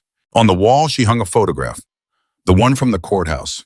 300 bikers lining the street, standing silent, standing strong. Underneath, she added a plaque, Nobody fights alone. That became the organization's motto, their promise, their mission. And every woman who walked through those doors saw that photograph and understood someone would show up. Someone would stand beside them. Someone would help them fight. 7 months after the custody hearing, Ethan asked his mother a question over breakfast. Mama, why do people hurt other people? Claire set down her coffee. Because sometimes people are broken inside and they don't know how to fix themselves, so they try to break everyone else too. Like Mr. Trevor. Yes, baby, like Mr. Trevor. But the bikers weren't broken. The bikers were broken too, sweetheart, but they chose to fix themselves by helping others. That's the difference. Ethan thought about this. I think Jackson was the most broken. Claire's throat tightened. Why do you say that? Because he's the saddest when he smiles. Like he's happy, but he's remembering something that makes him hurt. You're very observant, Ethan. Will Jackson always be sad? I don't know, baby. Grief doesn't just go away.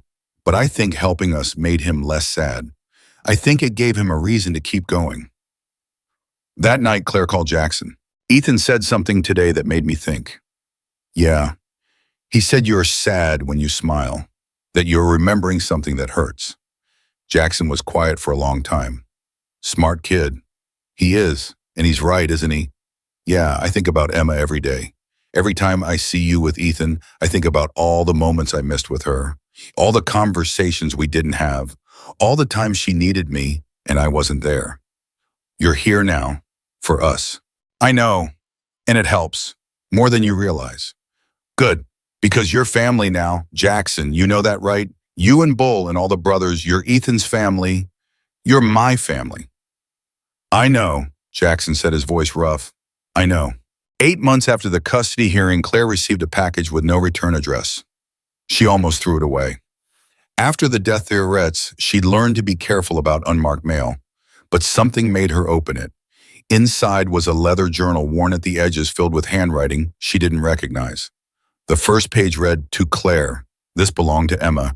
Jackson thought you should have it." Claire's hands started shaking. She flipped through the pages slowly. Emma's thoughts, her fears, her struggles with depression that nobody had noticed. And near the end, a passage that made Claire's heart stop. I asked Dad for help today. He said he was too busy. I don't think I'll ask again. I don't think anyone would care if I just disappeared. Claire closed the journal and called Jackson immediately. Did you send this? Yeah. Why? Jackson was quiet for a moment. Because you should know why I couldn't walk away from your note. You should understand what it meant to me when you asked for help and I actually showed up this time. Jackson, this is too much. I can't. You don't have to do anything with it. Just know that Emma's story didn't end with her death. It continued through you, through Ethan, through every woman Emma's hope has helped. She's still saving people, Claire, because you let me save you. Claire wiped her eyes. She sounds like she was incredible. She was, and she would have loved you. That night, Claire read Emma's journal cover to cover. By the time she finished, she understood Jackson in a way she never had before. The guilt that drove him. The desperate need to prove he could show up when it mattered. The way he carried Emma's memory like both a wound and a purpose. The next morning, she added Emma's journal to the display at Emma's Hope's office. Not the whole thing, some pages were too private, too painful, but select passages that showed what silence cost, what ignoring cries for help could lead to, what happened when people were too afraid or too ashamed to speak up. Beneath the display, she added another plaque, Emma Reed, 1999 to 2016. The girl who taught us that showing up matters. When Jackson saw it, he stood there for 10 minutes staring, saying nothing. Finally, he turned to Claire. Thank you. She deserves to be remembered. Not just for dying, for living. That's exactly why she's here. 9 months after the custody hearing, Bull called Jackson with news that changed everything. Brother, I got a call from a woman in Oklahoma. She saw the documentary. She's got a situation almost identical to Claire's ex-boyfriend stalking her. Police won't help court date coming up. She's asking if we can do it again. Jackson felt his chest tighten. Do what again? Show up, stand with her, make it clear she's not alone. Bull, that was one time. We can't make this a regular thing. Why not? Because we're not a security service. We're not bodyguards. We're bikers who did one good thing. That one good thing changed lives, Jax. You've seen the documentary. You've seen what it did. Why would we stop now? Because it's complicated, because it's expensive, because asking brothers to drive across state lines for strangers isn't sustainable. Bull was quiet for a moment. What if they want to? What if this gave them something to believe in again? Then they're going to burn out fast. Or maybe they'll find purpose. You ever think of that? Jackson ended the call frustrated, but Bull's words stuck with him. That night, he talked it over with Claire. Bull wants to turn what we did into a regular thing. Women contact us, we show up at their court dates. Why does that bother you? Because it's bigger than I can handle. What if we show up and make things worse? What if someone gets hurt? What if we pick the wrong case and end up supporting someone who's lying? Claire set down her coffee. Jackson, do you remember what you told me that first day? That you understood what it felt like to fail someone? Yeah. Well, now you're afraid of failing everyone, but you can't let that fear stop you from helping anyone. It's not that simple. Yes, it is. You vet the cases carefully. You make sure the women are telling the truth. You show up when it matters and walk away when it doesn't. That's it. And if we can't sustain it, then you tried. That's more than most people do. Jackson sat there staring at his hands. I don't know if I'm strong enough to watch more women go through what you went through. You are, because you won't be watching alone. We'll all be there. 2 days later, Jackson called Bull back. Set up a meeting, every chapter president. We're going to talk about making this official. Official how? A network. Women reach out, we investigate their cases, and if they're legitimate, we mobilize. But we do it smart, with protocols, with vetting, with limits on how far we can stretch ourselves. Bull laughed. Brother, you just described a full-time operation. I know. That's why I'm terrified. The meeting happened 2 weeks later in a warehouse outside Phoenix. 37 chapter presidents from across the Southwest. All of them had heard about Claire's case. All of them wanted to know what came next. Jackson stood up to address them, and for the first time in his life, he felt like he was exactly where he was supposed to be. Brothers, you all know why we're here. What we did for Claire Donovan changed her life, but it also changed ours. It reminded us why we ride together, why we call each other family, why we exist in the first place. He paused. Now we've got an opportunity to do it again, to show up for women who need us, to stand against bullies who think money and power make them untouchable. But I'm not doing this unless we all agree. This has to be unanimous. Because once we commit all the way. A chapter president from Nevada stood up. What's the structure? How do we know which cases to take? We partner with Emma's Hope. They handle intake, vetting, legal review. We handle presence. If a case passes their screening, we mobilize. Simple as that. What about liability? What if we show up and someone claims we threaten them? We film everything. We stay peaceful. We never engage directly with the accused. We're just there, silent, standing. What about costs, gas, food, time off work? Emma's Hope covers travel expenses from donations. Nobody rides for free, but nobody goes broke helping either. A woman from California raised her hand. What if we start getting flooded with requests? What if there are more cases than we can handle? Then we do what we can. We prioritize based on urgency and danger level. We're not trying to save everyone. We're trying to help the ones we can reach. One by one, the chapter presidents stood. We're in. Nevada's in. California's in. Texas is in. By the end of the meeting, all 37 chapters had committed. The network was born.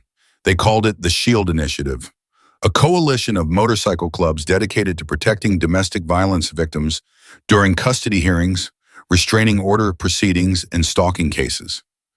Within 3 weeks, they'd received 42 requests for help. By the end of the first month, they'd shown up at 6 court dates across 4 states.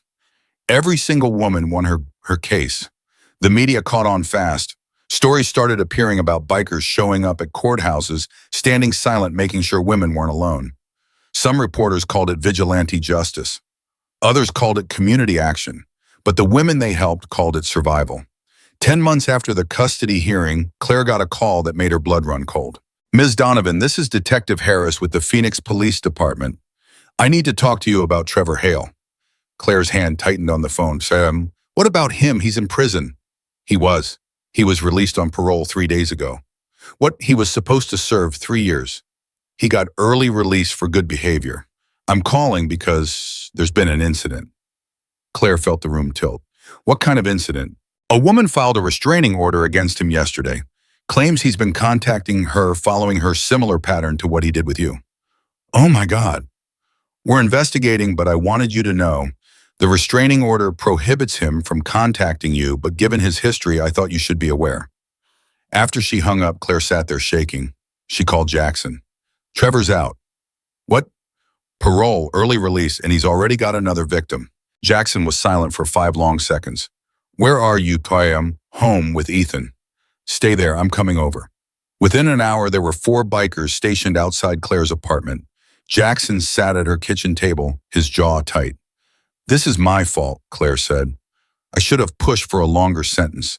I should have. This is not your fault. Trevor made his choices. He's making them again. But another woman will have help. We're going to make sure of that. Jackson pulled out his phone and made a call. Bull, I need you to pull everything you can on a woman in Phoenix. Trevor Hale's new target. Find out who she is, what her situation looks like, and whether she knows about the SHIELD initiative. He listened for a moment. Yeah, I know it's fast. Do it anyway. By that evening, they had answers. The woman's name was Rebecca Santos, 32 years old, divorced, no kids. Trevor had met her at his court-mandated therapy group and started the same pattern, helpful at first, then pushy, then obsessive. Rebecca had filed the restraining order 2 days ago. She had no idea about Claire's case, no idea about Emma's hope or the SHIELD initiative. Claire called her that night. Rebecca, my name is Claire Donovan. I need to talk to you about Trevor Hale. There was a long pause. How do you know Trevor? Because he did to me exactly what he's doing to you. Claire told her everything. The stalking, the custody battle, the courthouse, the bikers, the trial. When she finished, Rebecca was crying. I thought I was crazy. I thought I was overreacting. The police said there's nothing they can do unless he violates the restraining order. I know. I got the same response. But Rebecca, you don't have to fight this alone. There's an organization, Emma's Hope, and there are people who will stand with you. Literally stand with you if this goes to court. Why would you help me? You don't even know me. Because I know what it's like to be terrified and have nobody believe you. And I'm not letting that happen to someone else if I can stop it.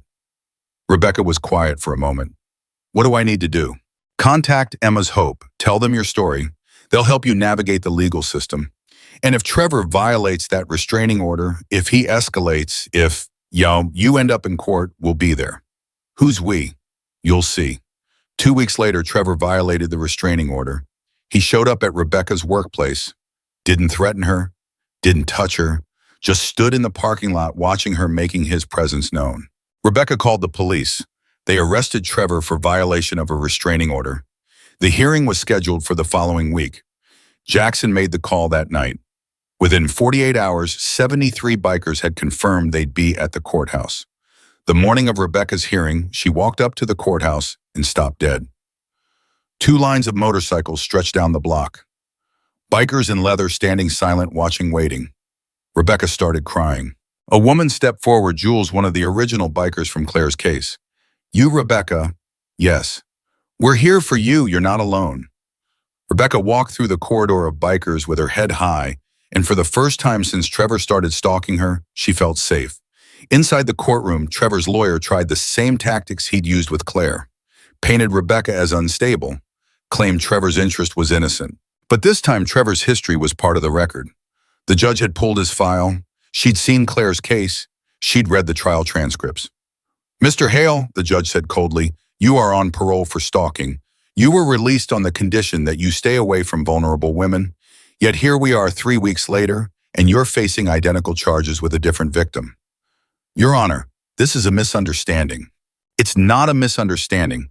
It's a pattern, and this court will not allow it to continue. The judge revoked Trevor's parole on the spot, sent him back to prison to serve the remainder of his original sentence, added another 6 months for violation of the restraining order. And Mr. Hale, the judge added, when you are eventually released, you will be supervised for the rest of your life. You will register as a sex offender. You will attend therapy until professionals clear you. And if you so much as look at another woman the wrong way, I will personally ensure you spend the next decade behind bars. Do you understand? Trevor nodded, his face ashen. Good. Bailiff, take him away. As Trevor was let out in handcuffs, he passed the gallery full of bikers. Every single one of them watched him go. Rebecca walked out of the courthouse into sunshine. The bikers were still there waiting. She turned to Jules. Why did you all do this? Because someone did it for one of our own. Now we do it for everyone who needs us. I don't know how to thank you. You just did, by not giving up, by fighting, by asking for help when you needed it. Rebecca looked at the 73 bikers surrounding her. I'll never forget this. You don't have to forget. You just have to pay it forward when someone else needs you. That night, Claire got a call from Rebecca. I don't know what to say except thank you. Thank you for calling, Stanley. Thank you for telling me about Emma's hope. Thank you for making sure I wasn't alone. You would have done the same for me. Would I? I don't know. But I know I will now. For the next woman, and the one after that. Good. That's how we win. One woman at a time, one court case at a time, until the system has no choice but to do better. 11 months after the custody hearing, Emma's hope received its 100th case. A woman in New Mexico, stalked by her ex-husband, custody battle looming, police unhelpful. Claire assigned the case to one of their newer advocates, a woman named Linda, who'd been in Claire's position 2 years ago. Linda handled intake vetting, legal coordination. She connected the woman with a pro bono lawyer. She arranged for therapy. She coordinated with the SHIELD initiative to make sure bikers would be at the courthouse. And when the hearing happened, 42 bikers showed up. The woman won custody. Her ex-husband was arrested for violating a restraining order he'd ignored for months. It was case number 100. But it wouldn't be the last. By the end of the first year, Emma's hope had helped 137 women. The SHIELD initiative had mobilized for 43 court dates. They had a 91% success rate. But more importantly, they'd created a model that other organizations were copying. Advocacy groups in other states were partnering with motorcycle clubs, creating their own networks, showing up for women who needed them. The movement was spreading. 1 year after the custody hearing, Claire stood in front of the Arizona State Legislature. She'd been asked to testify in support of a new stalking law that would close loopholes Trevor had exploited. The bill would make it easier to prosecute stalkers before they escalated to violence, would give judges more tools to protect victims, would require better training for police officers responding to stalking complaints. Claire told her story one more time, but this time she didn't cry. She was done crying. Stalking isn't a misunderstanding, she said to the lawmakers. It's terrorism. It's a deliberate campaign to make someone afraid in their own life. And the current laws don't protect victims until after violence occurs. We're asking you to change that, to give victims the tools they need before they end up in court fighting for custody, before they end up dead. She paused. 1 year ago, I was a woman with no options. Today, I'm the director of an organization that's helped over 100 women find safety. That change didn't happen because the system worked. It happened because ordinary people decided the system wasn't good enough and built something better. But we shouldn't have to build something better. You should. That's your job. So I'm asking you to do it. The bill passed unanimously 3 weeks later. Governor signed it into law a month after that. It was named Claire's Law. When Claire found out, she called Jackson. They named a law after me. You earned it. No, we earned it. All of us, you and Bull and every biker who showed up. Monica and Sarah and Officer Mendez, Rebecca and every other woman who shared her story. This isn't mine, it's ours. Then let it be ours. Let it stand as proof that showing up matters. 13 months after the custody hearing, Ethan asked his mother a question that broke her heart.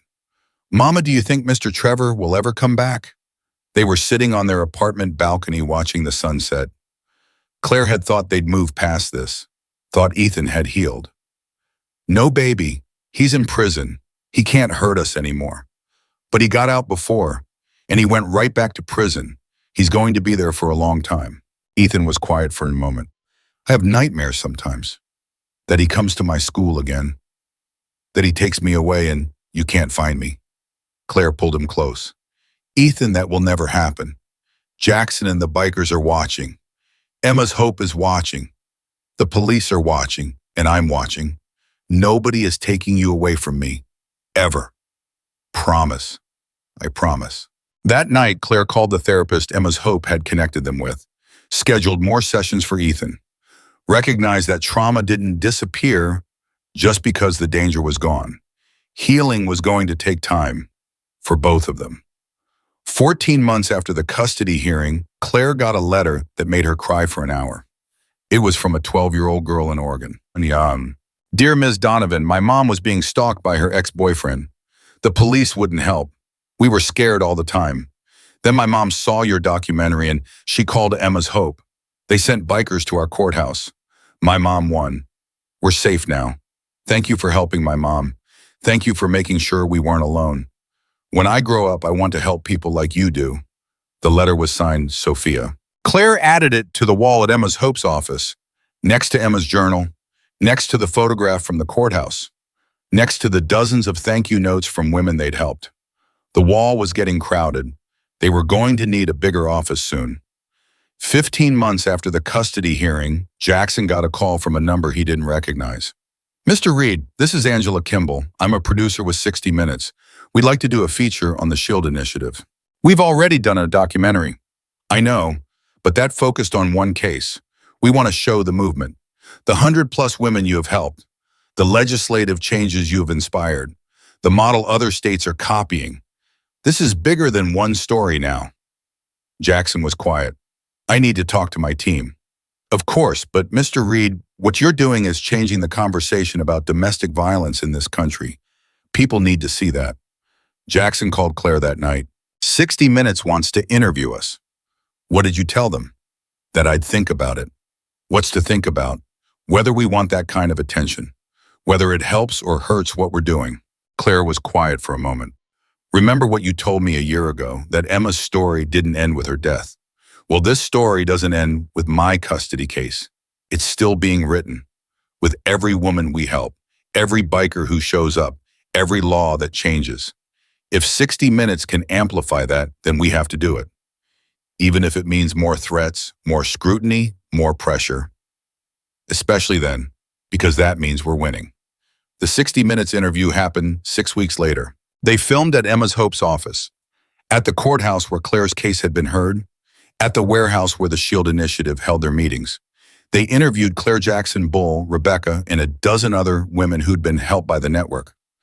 But the moment that made the piece unforgettable came at the end. The reporter asked Jackson one final question.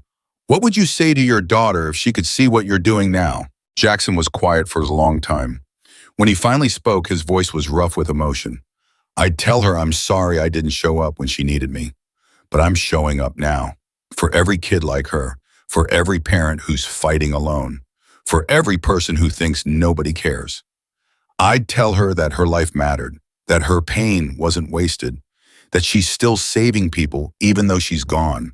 He paused. And I'd tell her I love her, that I never stopped loving her, that everything I do now is because she taught me what happens when we don't show up for the people who need us.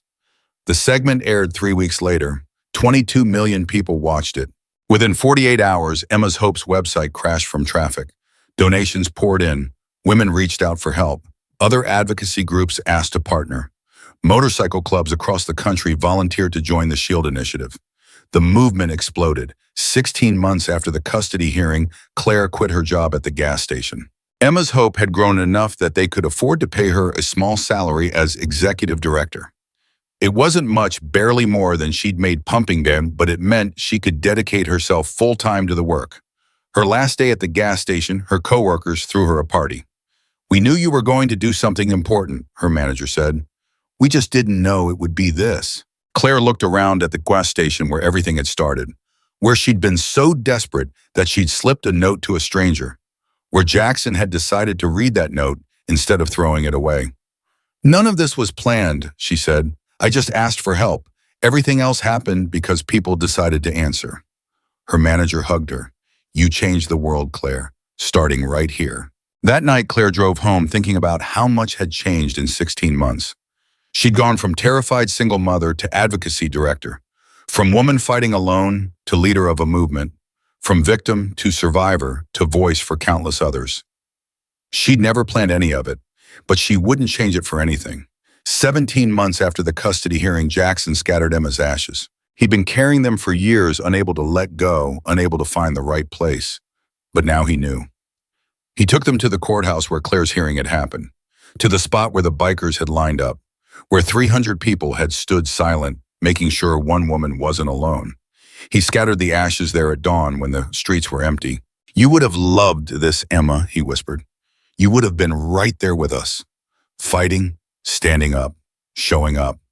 I'm sorry I didn't understand that when you were alive, but I understand now. He stood there for a long time watching the sun rise over the courthouse. Then he got on his bike and rode away.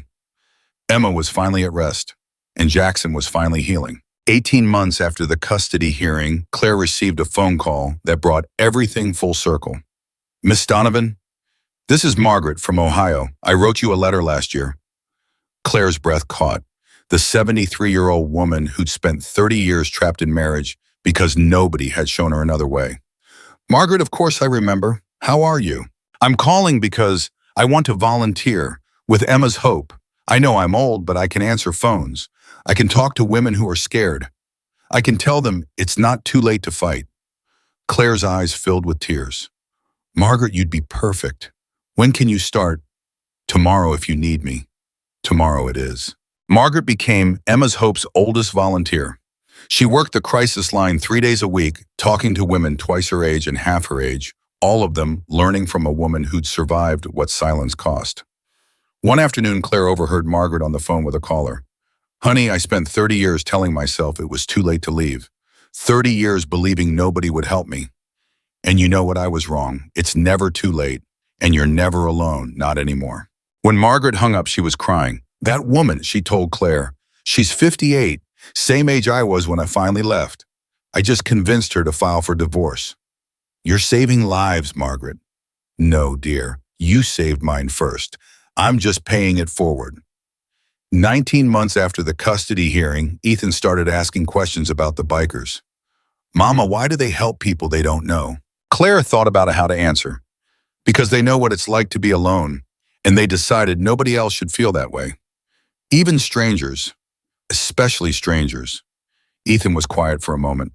"When I grow up, I want to be like Jackson." "How so?" "I want to show up when people need me." Claire pulled him close. "Baby, you already do that. Every time you're kind to someone, every time you stand up for a friend, every time you tell the truth, even when it's hard, that's showing up. Is that what Jackson did?" "He told the truth. He did more than that. He believed me when nobody else would. And then he made sure I wasn't alone in fighting." "Did he know you'd win?" "No, but he showed up anyway. That's what makes it brave." That weekend, Jackson took Ethan to a motorcycle meet, let him sit on different bikes, taught him about engines and Brotherhood and what it meant to ride together. "Why do you ride motorcycles?" Ethan asked. "Because when you're on a bike, you're free. No walls, no roof, just you and the road, Samiro, and the brothers beside you." "Were you always free?" Jackson smiled sadly. "No, kid. For a long time I was trapped. Trapped by guilt and anger and all the things I couldn't fix. But the road helped me find my way out. And helping my mama, that helped more than anything." Ethan looked up at him seriously. "Thank you for helping us. Thank you for letting me." 20 months after the custody hearing, the SHIELD initiative got a request that tested everything they'd built. A woman in Texas claimed her ex-husband was stalking her. She had a restraining order. She had documentation. She had everything Emma's Hope required for vetting. But when they dug deeper, something felt wrong. The ex-husband had his own restraining order against her. He claimed she was the stalker. Both of them had evidence. Both of them had lawyers. Both of them were convinced they were the victim. Claire called an emergency meeting with her team. "We can't take this case," Monica said immediately. "We don't know who's telling the truth." "But if we walk away and she's the real victim, we're abandoning her," Linda argued. "And if we show up for her and she's lying, we're harassing an innocent man," Monica countered. Claire sat there listening to the debate, feeling the weight of responsibility crushing her chest. Finally, she held up her hand. "We walk away, not because we don't care, but because our credibility depends on getting it right. If we show up for someone who's manipulating the system, we lose everything we've built." "What do we tell her?" Linda asked. "The truth? That we can't verify her claims. That we recommend that she work with local advocacy groups who can investigate more thoroughly. And that if her story checks out, she can reapply." The woman was furious. She posted online that Emma's Hope had abandoned her, that they only helped women who fit a certain profile, that they were frauds. The backlash was swift and brutal. Social media turned on Claire. Comments called her a hypocrite, said she'd gotten hers and didn't care about other victims, demanded she explain why she'd rejected this woman. Claire couldn't respond without violating confidentiality. She had to sit there and take it while strangers who didn't know the full story tore her apart. Jackson found her crying in her office 3 days into the firestorm. "I can't do this anymore," she said. "Every decision I make, someone gets hurt. Every case I reject, I wonder if I'm wrong. Every case I accept, I wonder if they're lying.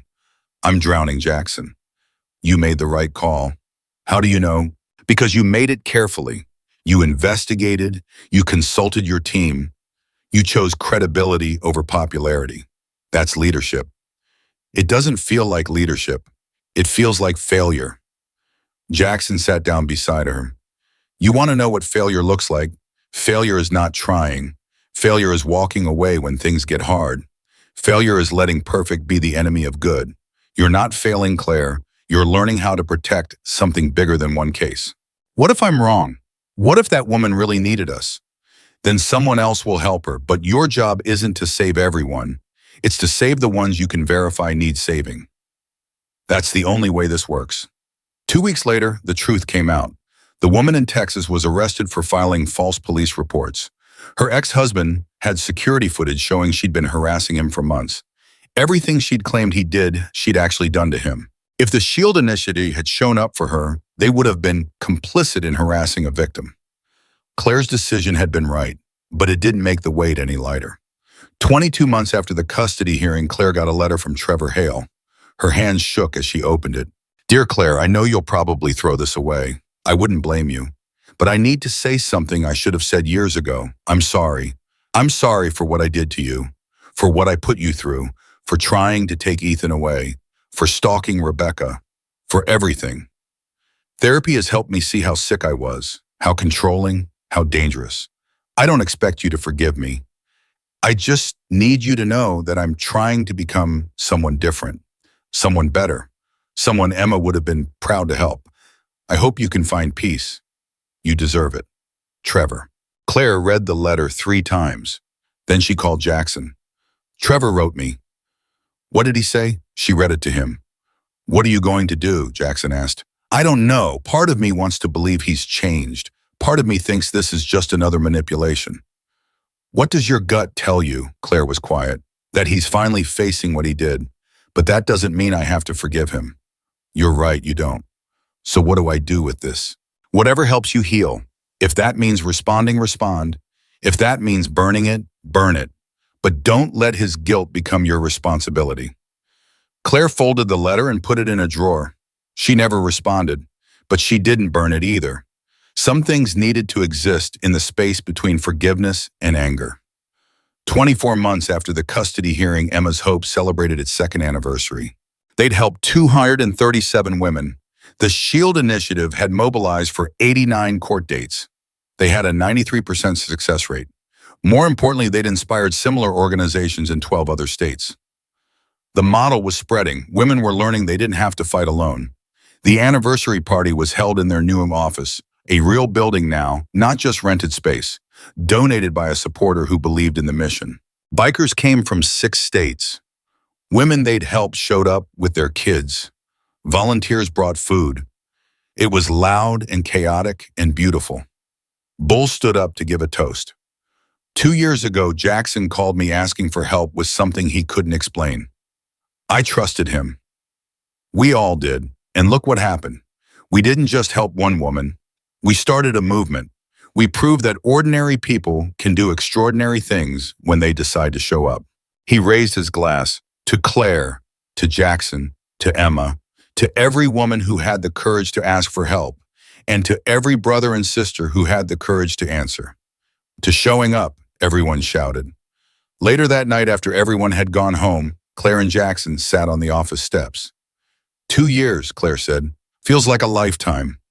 Feels like yesterday. And do you ever regret it, getting involved? Jackson shook his head. Best decision I ever made. Saved your life. Saved mine too. How'd it save yours? Gave me a reason to keep going. Gave me purpose after Emma died. Showed me that failure doesn't have to be permanent. That you can miss one person and still show up for the next. Claire leaned her head on his shoulder. Thank you for reading my note. Thank you for writing it. They sat there in comfortable silence watching the stars. 26 months after the custody hearing, Ethan asked Claire a question she'd been dreading. Mama, are you going to marry Jackson? They were making dinner together, Ethan chopping vegetables while Claire stirred pasta. Why do you ask? Because he's here all the time. And you smile when you talk about him, and he looks at you like Dad used to look at you. Claire set down her spoon. Ethan Jackson and I are friends, very good friends. But I'm not thinking about marriage right now. Why not? Because we're building something important together. Adding romance would complicate that.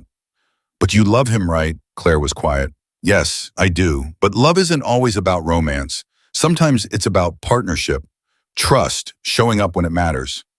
That sounds like romance to me. Claire laughed. When did you get so wise? I pay attention.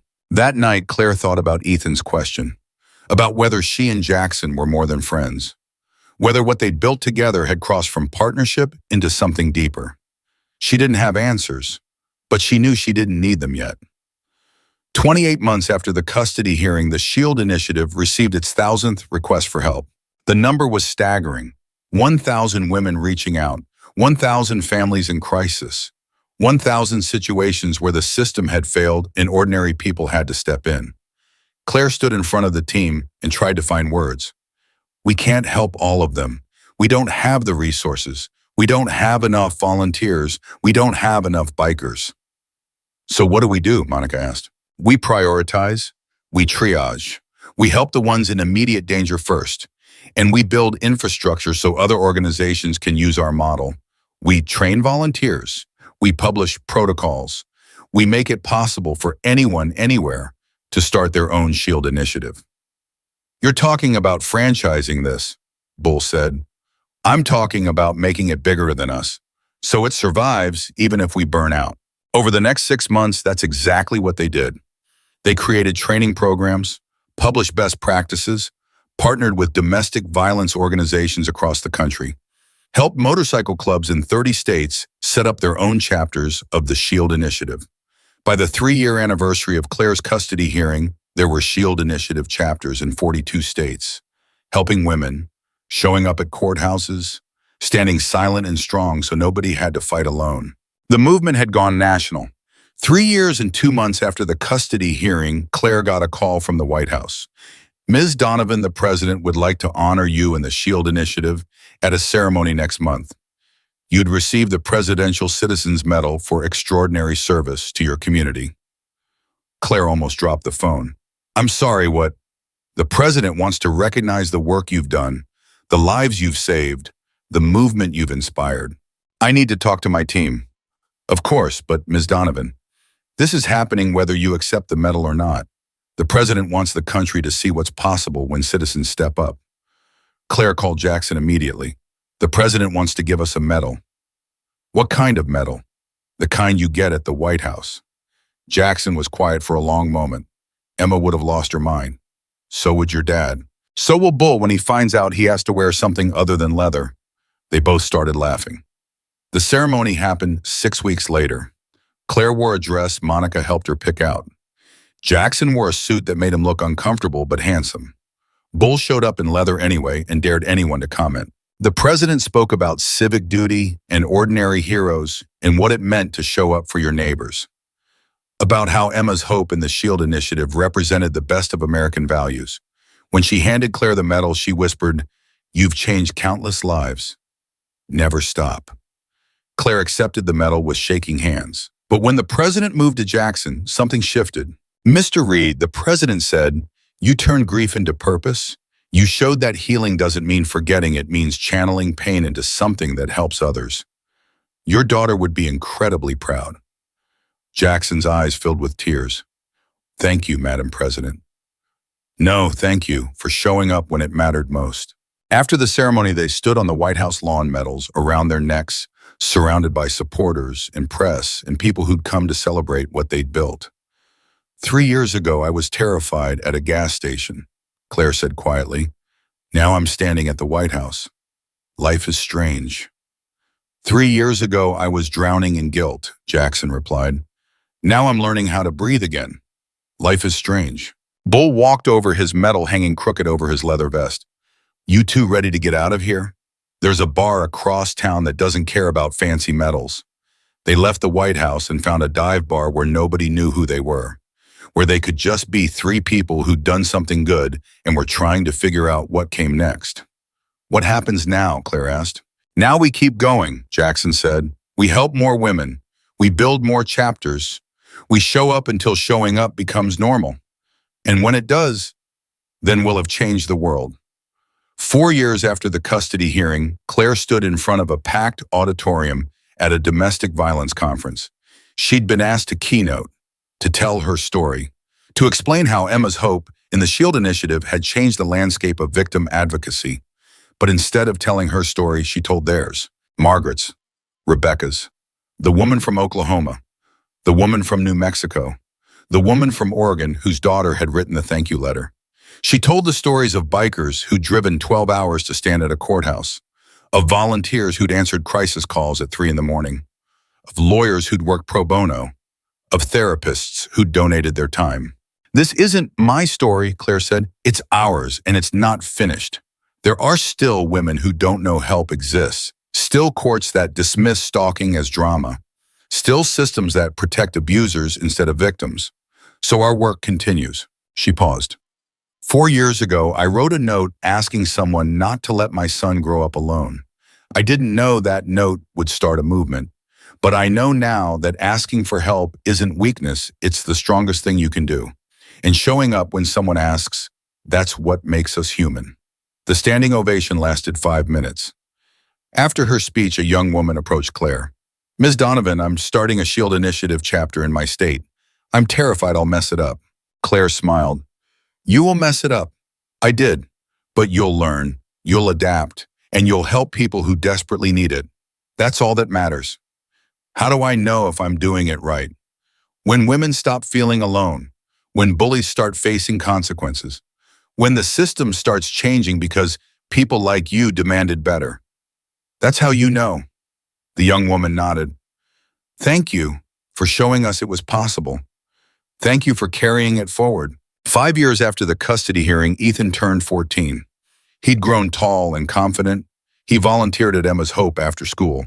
He helped answer phones and file paperwork and talk to younger kids whose parents were going through custody battles. One afternoon, Claire found him comforting a little boy whose mother was terrified of losing custody. It's going to be okay, Ethan said gently. My mom went through this, and she won. Because she had help, and your mom has help too. The little boy looked up at him. Really? Really, there are people who show up when you need them. You just have to let them. Claire stood in the doorway, watching her heart full. That night, she told Jackson what she'd witnessed. He's going to change the world, Jackson said. He already is, one kid at a time, just like his mom. 5 years and 3 months after the custody hearing, Claire got word that Trevor Hale was being released from prison. He'd served his full sentence. He'd completed therapy. He was registered as a stalker. He'd have supervised probation for years, but he was free.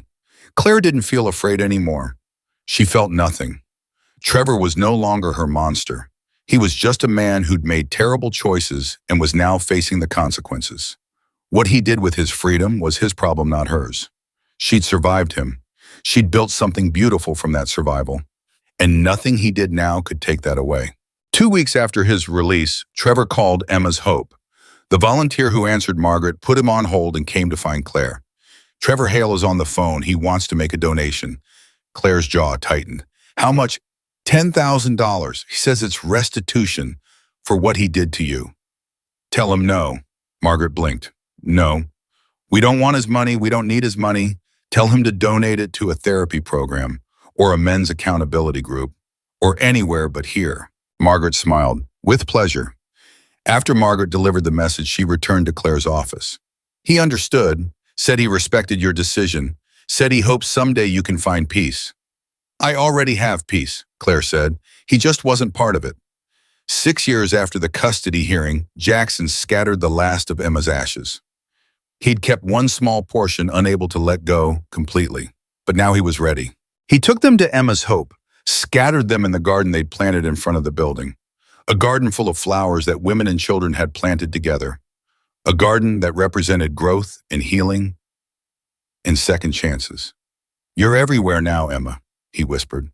in every woman who finds courage, in every kid who learns they're not alone, in every biker who shows up when it matters. You're in all of it. He stood there for a long time, feeling the weight he'd carried for 6 years finally lift. Emma was gone, but her legacy was everywhere. 7 years after the custody hearing, Claire stood on the courthouse steps where everything had changed. A historical marker was being installed. It read, "On this site, 300 citizens demonstrated that justice requires participation. They stood for one woman and started a movement. May we all remember that showing up matters." The ceremony was small, just Claire, Jackson, Bull Monica, and a few dozen bikers who'd been there that first day. The mayor spoke about civic duty and community and the power of ordinary people doing extraordinary things. But the moment that mattered most came when they unveiled the plaque. Bull put his hand on Jackson's shoulder. "We did something that'll outlast us, brother." "We did something Emma would have been proud of," Jackson replied. Claire looked at the courthouse, at the plaque, at the faces of people who'd become family. 7 years ago, she'd been terrified and alone, slipping a note to a stranger because she'd run out of options. Today, she was standing beside that stranger, no longer strange, but family, looking at proof that asking for help had changed everything. The note had said, "If something happens to me, please don't let my son grow up alone." But what happened instead was this: nothing happened to her because someone read those words and decided they mattered, because 300 people showed up to make sure she wasn't alone, because a movement was born from a desperate whisper written on a gas station receipt. Ethan walked up beside Claire and took her hand. He was 16 now, already volunteering with the SHIELD initiative, already learning how to show up when it mattered. "You changed the world, Mama," he said quietly. Claire Shaw shook her head. "No, baby. We just showed people that the world could be different. They did the changing themselves." That night, Claire sat at her desk at Emma's Hope, looking at the wall covered in thank you notes and photographs and letters from women whose lives had been transformed. Her phone buzzed. A text from a woman in Montana. "They showed up, all 37 of them. I won custody. My daughter is safe. Thank you for teaching me I didn't have to fight alone." Claire smiled and typed back, "You were never alone. You just didn't know it yet. Now pay it forward." She set down her phone and looked at the original note framed on her desk, the one she'd given Jackson 7 years ago, the one that had started everything. "If something happens to me, please don't let my son grow up alone." Something had happened, but not what she'd feared. What happened was that one act of desperate courage had rippled outward, touching thousands of lives, inspiring a movement, proving that asking for help wasn't weakness. It was the beginning of everything. Ethan didn't grow up alone. Neither did Claire. Neither did any of the women Emma's Hope had helped, or any of the children who'd watched their mothers fight and win, or any of the people who'd learned that showing up for strangers was what made communities matter. The strongest families weren't always connected by blood. Sometimes they arrived on motorcycles. Sometimes they were built from shared purpose and mutual protection, and the simple decision to stand beside someone who needed it. And sometimes when the world felt broken and systems failed and powerful people tried to hurt the vulnerable ordinary citizens, decided they'd had enough, and they showed up 300 strong, proving that justice doesn't always come from institutions. Sometimes it comes from people who refuse to look away when someone asks for help. Sometimes it comes from a note read at a gas station. Sometimes it comes from bikers who know that the measure of a life isn't how much power you have, but how you use whatever power you've got to protect the people who have none. That's what changed everything. Not the courthouse victory or the documentary or the presidential medal or the movement that spread across the nation.